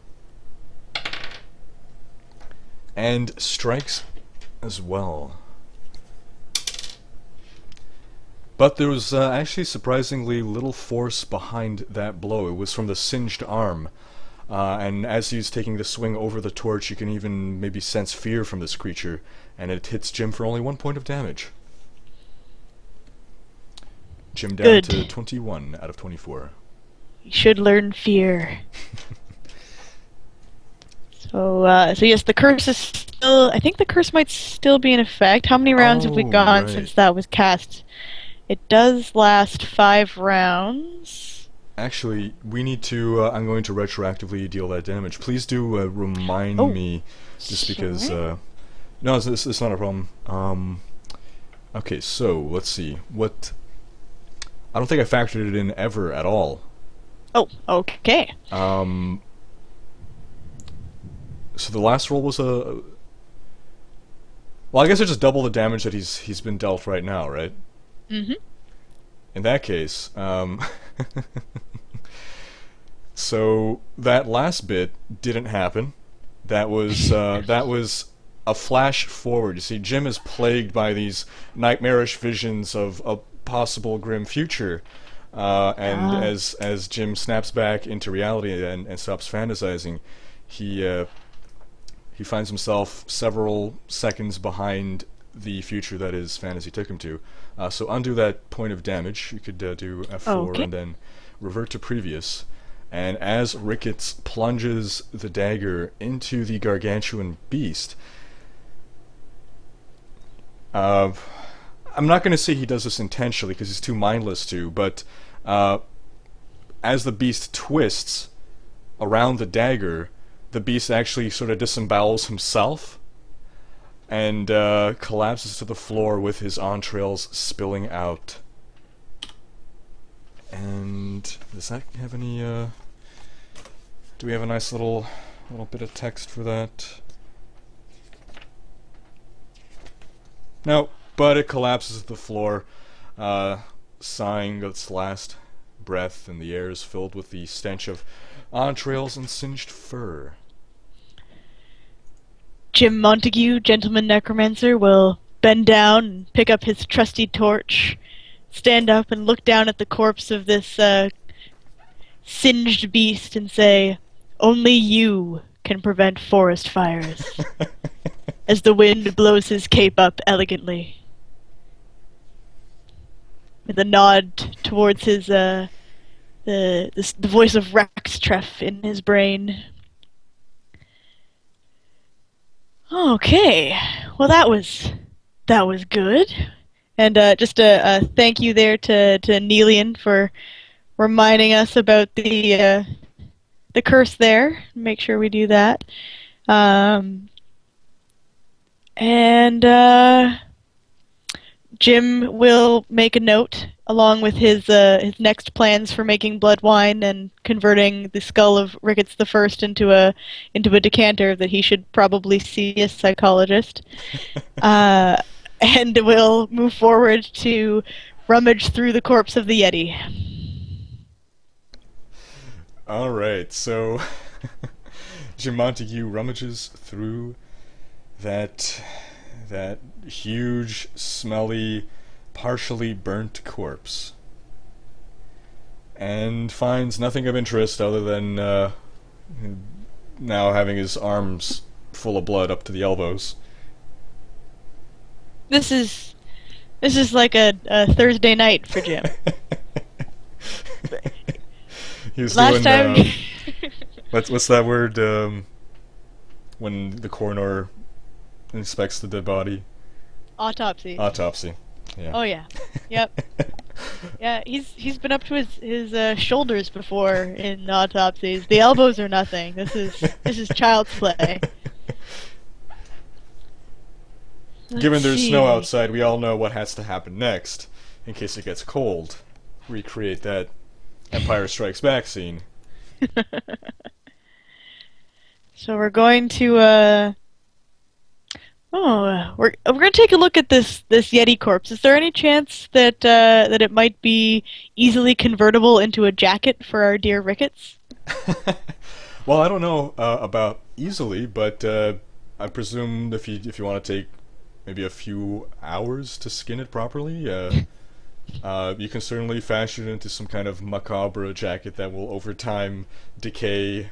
Although I guess I'm sure you can do something to make it last longer, right? If you cut it the right way.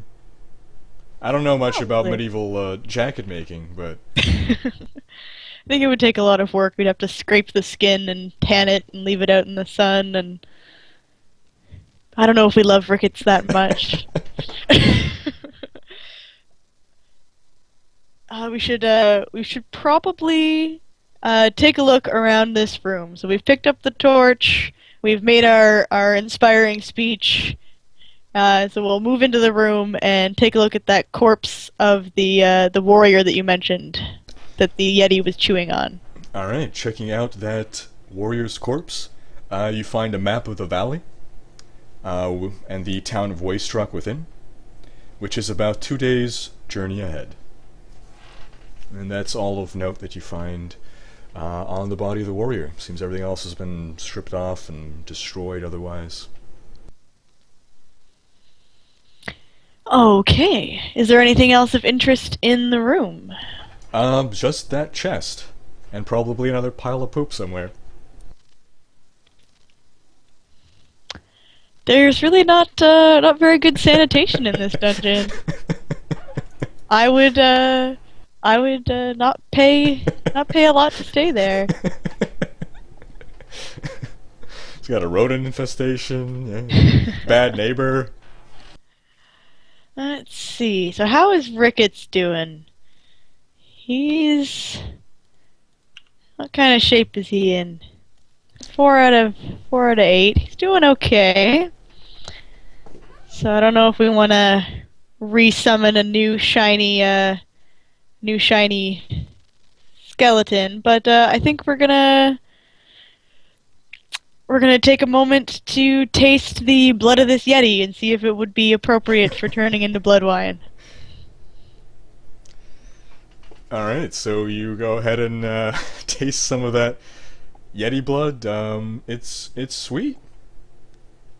Notes of, would you say, perhaps cherry and raspberry and an Certainly, underlying yeah. hint of ammonia. Yeah, and the tannins are very strong, and yeah.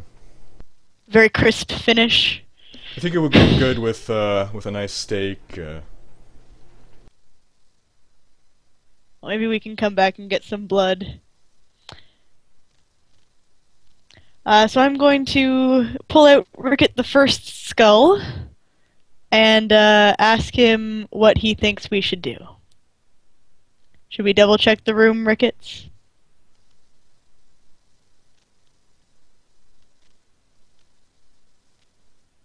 And of course, there is no response from Ricketts.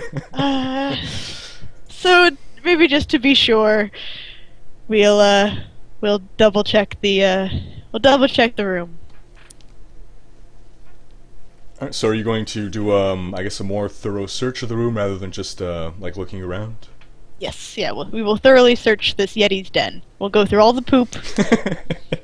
We will leave no stone unturned. So you're searching everything but the chest, right? Yes. Okay, so maybe half an hour later, after searching this room thoroughly, you find nothing of interest other than that chest.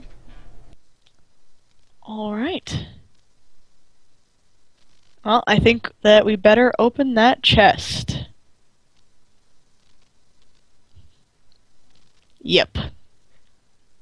It's too bad you can't get Ricketts to do that because he doesn't understand the action. It's okay. Ricketts has a job coming up. We've got some important tasks for Ricketts.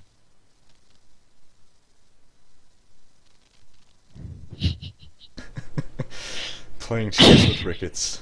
Saga. Yeah, that sounds good. And Jim Montague, of course, gives Ricketts as much time as he needs to decide what move he wants to make when they play chess. He's a very considerate gentleman. So yeah, let's see what's inside that chest. Jim Montague will open it up. Alright, so now one thing. Some chests are trapped. I think Jim has certainly heard, if not already experienced, that there will be trapped chests.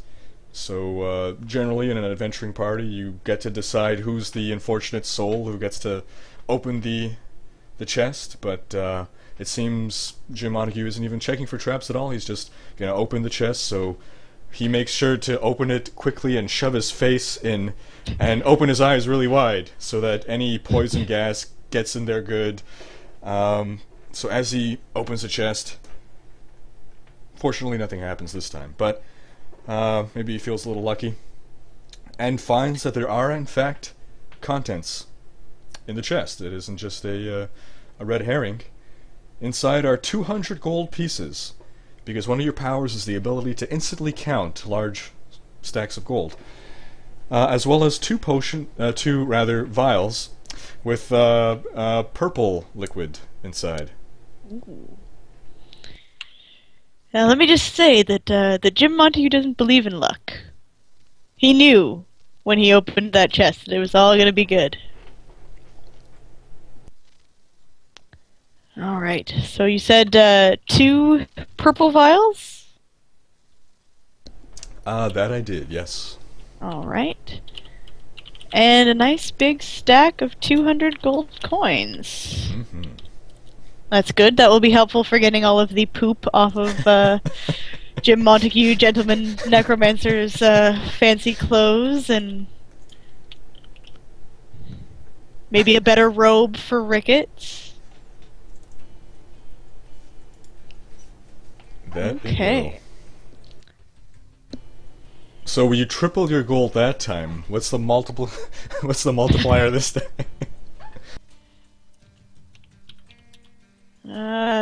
13. I 13'd my gold. Uh-huh. Which is pretty good. Pretty good for a day's work. If you were playing the stock market, that'd be ridiculous. Those would be impressive gains. But Jim Montague doesn't play the stock market either. He has no idea what that is. Okay, so let's see. We should probably take a look at the many colored vials that we have. I'm going to inspect the new purple vials and inspect the blue and the red vials. Alright, and so describe what you mean by inspecting. We're going to hold them up to the light, see if there's anything written on them, and otherwise take a good close look at them. Alright, well, inspecting them visually, you find no hints as to what they may contain or what they may do. Okay.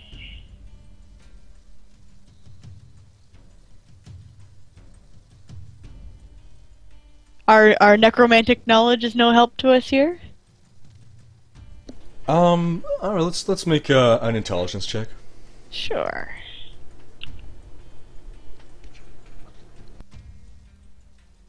A 13.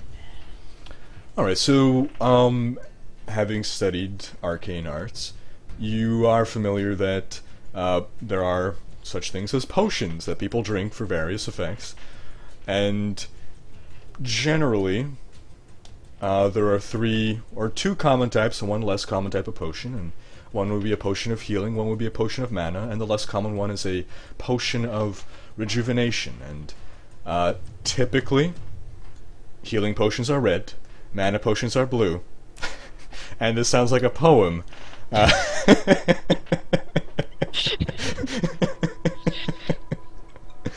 Jim Montague appreciates good poetry. He likes to read poetry while he drinks his enemy's blood wine out of his skull decanters. Yeah, so he doesn't quite know for sure whether these are in fact the healing mana and rejuvenation potions, but they do seem to do that. And so I think I didn't finish explaining. A rejuvenation potion replenishes your mana and your life. Not all of it, but a certain amount. Okay. I just want to note that that Schmuck has a very good point that we could waft a scent off of these to see if we could tell anything more from them, which is perfectly good laboratory practice. So excellent suggestion. What's funny is that is something that's encouraged in D&D, but anyone who's worked in a lab would be like, "Oh my god, no, what are you doing?"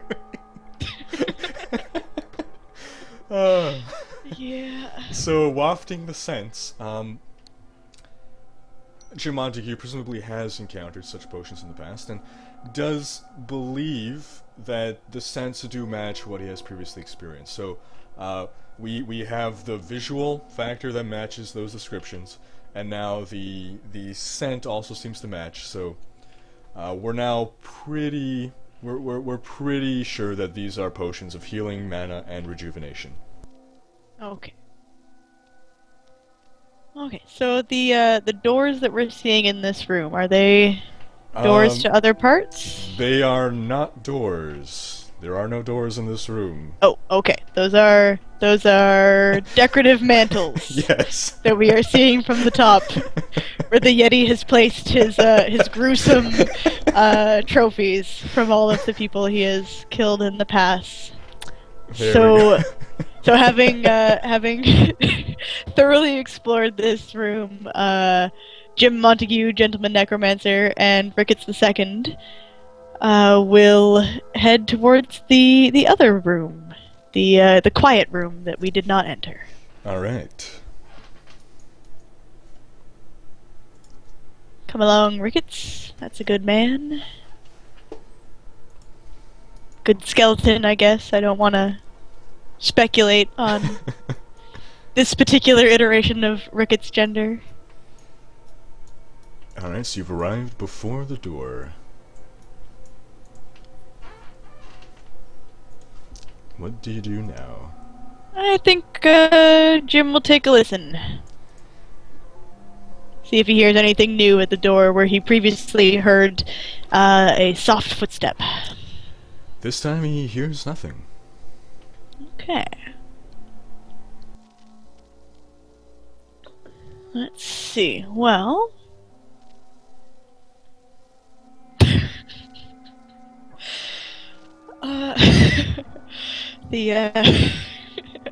I don't think they've so Silent wonders if there's just hanging beads in those archways. I don't think those have been invented yet. I think you have to wait for the 60s. But so we're headed south, it seems, and we're gonna. I'm very tempted to ask again if anyone wants an encyclopedia, but he hasn't had very much luck previously asking if anyone is interested in an encyclopedia. He doesn't seem to be able to sell the traveling salesman persona. So instead, we're gonna crack this door open and see if we can see anything, if we can perceive anything in the room beyond. All right. So Jim Montague opens the door to reveal a small room similar to the one that you're already in. Standing in the room is a man in tattered clothing. He holds a rock in one raised hand and has a panic-stricken expression on his face. His eyes are wide with fear. What are you doing? Jim Montague ties one of the other daggers onto Ricketts' forearm. Alright, I guess he'll have done that some point before. Presumably he's not doing this right now. But he certainly had enough time to do that before. Okay, good. Jim didn't want to forget about that. He had one of his moments. Now that he's sure that Ricketts is equipped, he's not sure how to deal with this particular guy. And there is no other door in this room, by the way. That is also a decorative mantelpiece. Excellent. Excellent. So there's... I don't know, there's a... Slowly open the door and say, housekeeping. Schmack. I'm not sure if that will help us too much, but okay, we've got one very violent impulse that perhaps this person should meet with an untimely death, and also some suggestion to help him out. I think, yeah, a couple of votes actually that perhaps this is the best time to try and sell an encyclopedia. So Jim will call out, "My good man, are you interested in an encyclopedia?" The man adopts a very puzzled expression, but drops the rock immediately and says, "Thank the gods, you've rescued me."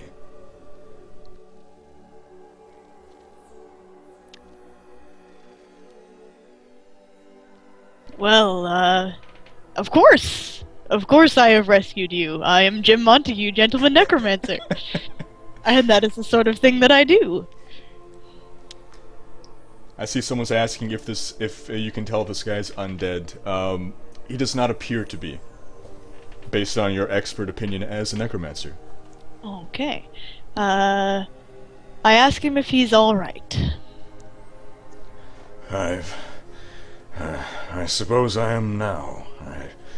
I've been holed up in here, hiding from that abomination. The Yeti or the Quillbeasts?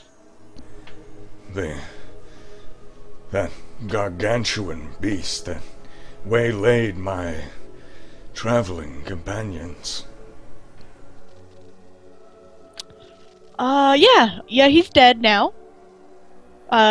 Any interest in that encyclopedia?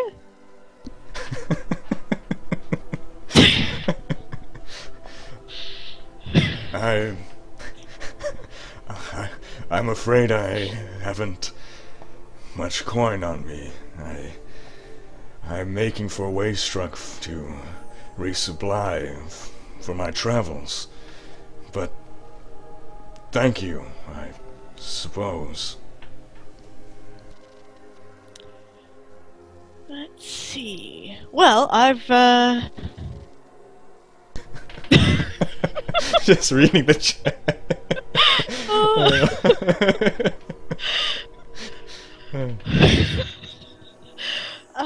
I will, as Jim is wont to do, he will pull out Ricket the First's skull and ask him if he thinks that this man that they've discovered in this horrible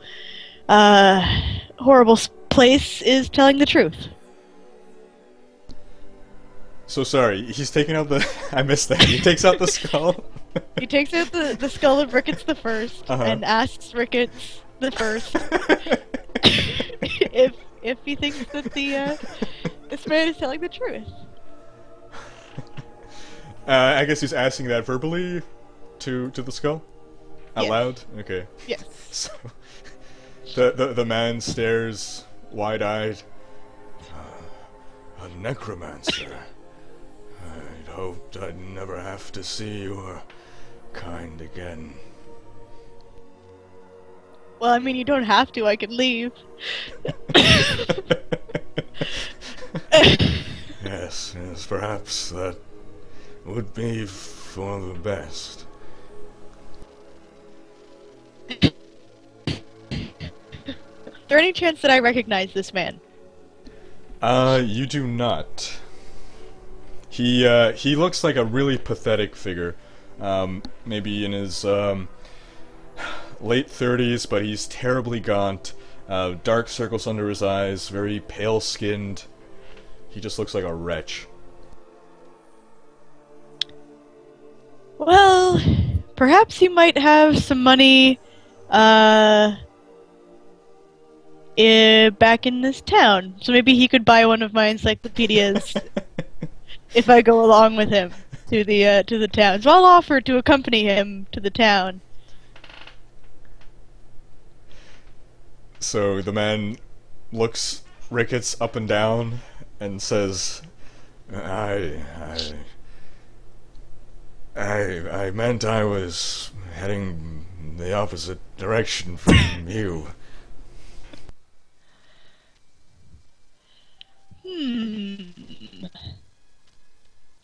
Forgive me, but I'd rather not be in the company of...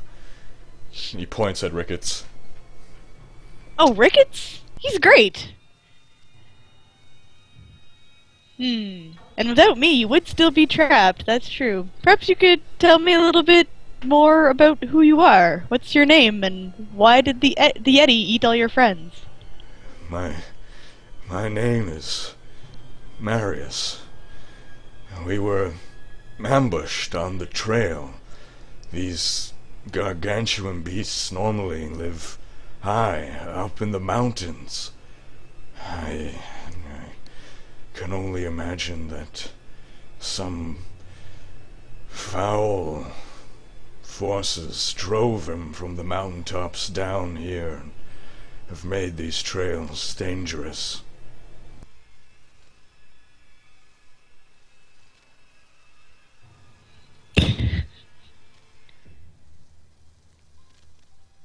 Well, I understand that you are prejudiced against my good friend Ricketts II here, but I will have you know that if it wasn't for us, you would still be locked in this horrible room.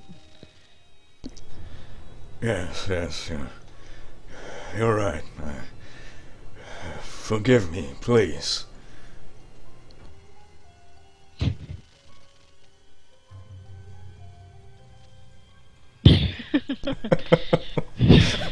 I think that his apologies means that maybe his life isn't quite forfeit. Though I understand the sentiment from Imperial Sunlight. Chat's getting mad. He did insult Ricketts, our very, very good friend.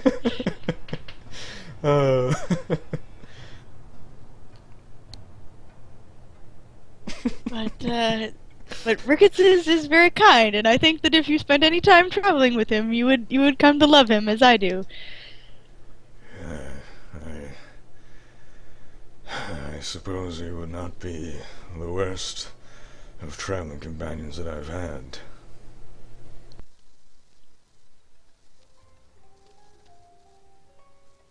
I tend to think that my company is actually quite good, so I'm sure you'll have a good time. And you'll probably be a lot safer with me at your side. And plus, you do kind of owe me for letting you out of here, I would say. Yes, certainly. I have friends in Waystruck that, if they know that you've helped me, they certainly will provide aid to you. Are any of them interested in encyclopedias? I suppose they might be. Great! Well, Jim's pretty sure that walking this guy to the nearby town is a pretty good thing for a gentleman necromancer to do, so...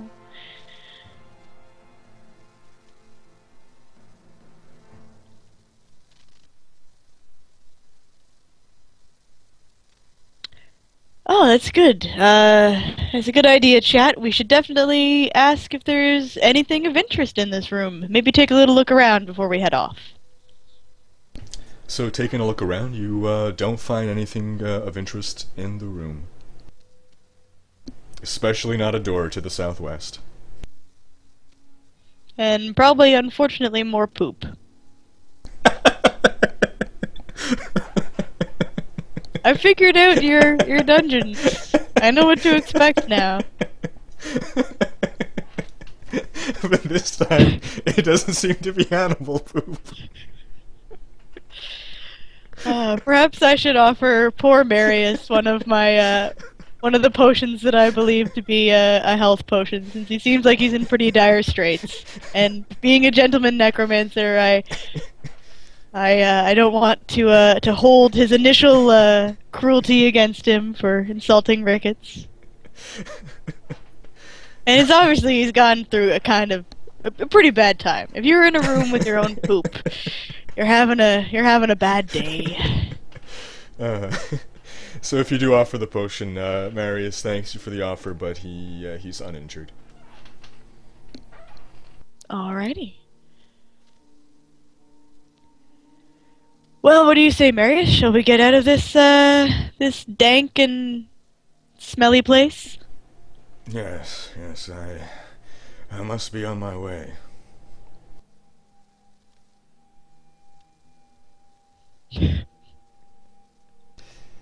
So he sidesteps carefully around Ricketts and makes for the exit. Alright. Jim Montague will go along with. Alright, so we'll act a little less round by round here. Marius's intent is to start traveling onward. It's a 2-day travel to the town of Waystruck. Is that what you guys want to do, or is there anything you want to do before you get into that travel sequence? That's a good question.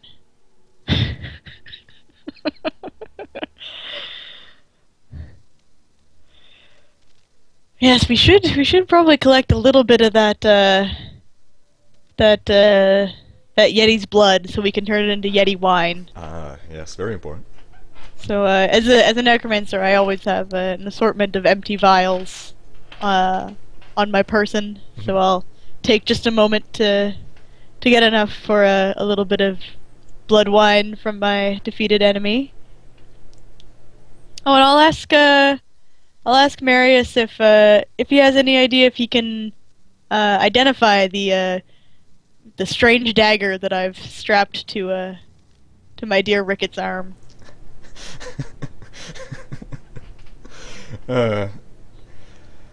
So let me just get the name real quickly. I think it's... there we go. No,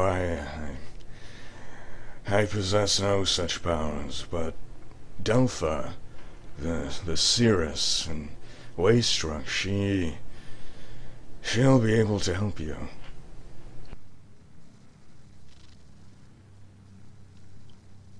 Well, that sounds perfect. Let's head to Waystruck then. There's nothing else I need to do here. I've got enough wine to add to my blood wine collection. Rather, I got enough blood to add to my blood wine collection. Alright, the blood is collected, the loot is collected, the NPC has been rescued, and now you're making for town. Last call for anything you want to do before you head on to town. But meanwhile, you have successfully completed your first quest. With that comes some quest rewards. So this was actually quest 0 was the introductory quest, Lair of the Beast. And you gain 250 XP for completing this quest, for solving the mystery of the Bloody Trail. An additional 100 XP for saving Marius, and then other XP for killing the monsters, but it'll be less, I'm assuming. So the quill rat, every quill rat gave you, or from the quill rats you got 18 XP total, and then from the gargantuan beast you got 88 XP. But congratulations on successfully completing this quest with only one Ricketts casualty, no serious damage to Jim, except for his hair. Except for his hair, and but he can do that comb over thing and pull it off. Yep. He'll make it work. All right. All right. Well, unless there's anything else, with you guys marching off for the town of Oystruck, 2 days journey away. That's we're gonna wrap up this session. So thanks for joining us, everyone. Thanks for partaking in this social experiment. You've been wonderful. You've been entertaining. You've been very creative and given some funny answers, some intelligent answers, some great poetry. So thanks so much for joining us in this. And if you're just watching this ex post facto, thanks for watching as well. And do subscribe, do like the video. If you guys enjoyed this, then we may do this again in the future on to the next quest. But if you want that to happen, then this video here needs to get 2,000 views. So share this with your friends, get more people, and then we'll schedule a day and a time, and we'll make sure you know about it. So do check the YouTube channel. I probably won't post another video advertising the next session, but I'll post it as a bulletin or something. If you're subscribed to me, you should get notified of any like bulletin messages that I send out. Also, you can follow on Twitter, but it's a little haphazard. Follow Marla on Twitter at MRDESAT. Marla writes for The Escapist. You can check out her work there over at not The Escapist, at escapistmagazine.com, because we couldn't get The Escapist URL domain. Yeah. Yeah, Marla, any closing comments from the chat or yourself?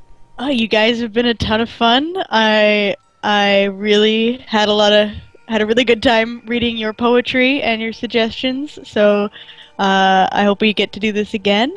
And yeah, it was a ton of fun. Very a well-named Jim Montague, gentleman necromancer, and I like him. I like his poetry. I like his propensity for terrible blood wine served in the skulls of his enemies. Fantastic. So once again, thanks for joining us. Don't forget to like, comment, and subscribe. And remember, if we can get 2,000 views on this video, then we'll see about scheduling another one of these Play With Us sessions. Have a great evening. Bye!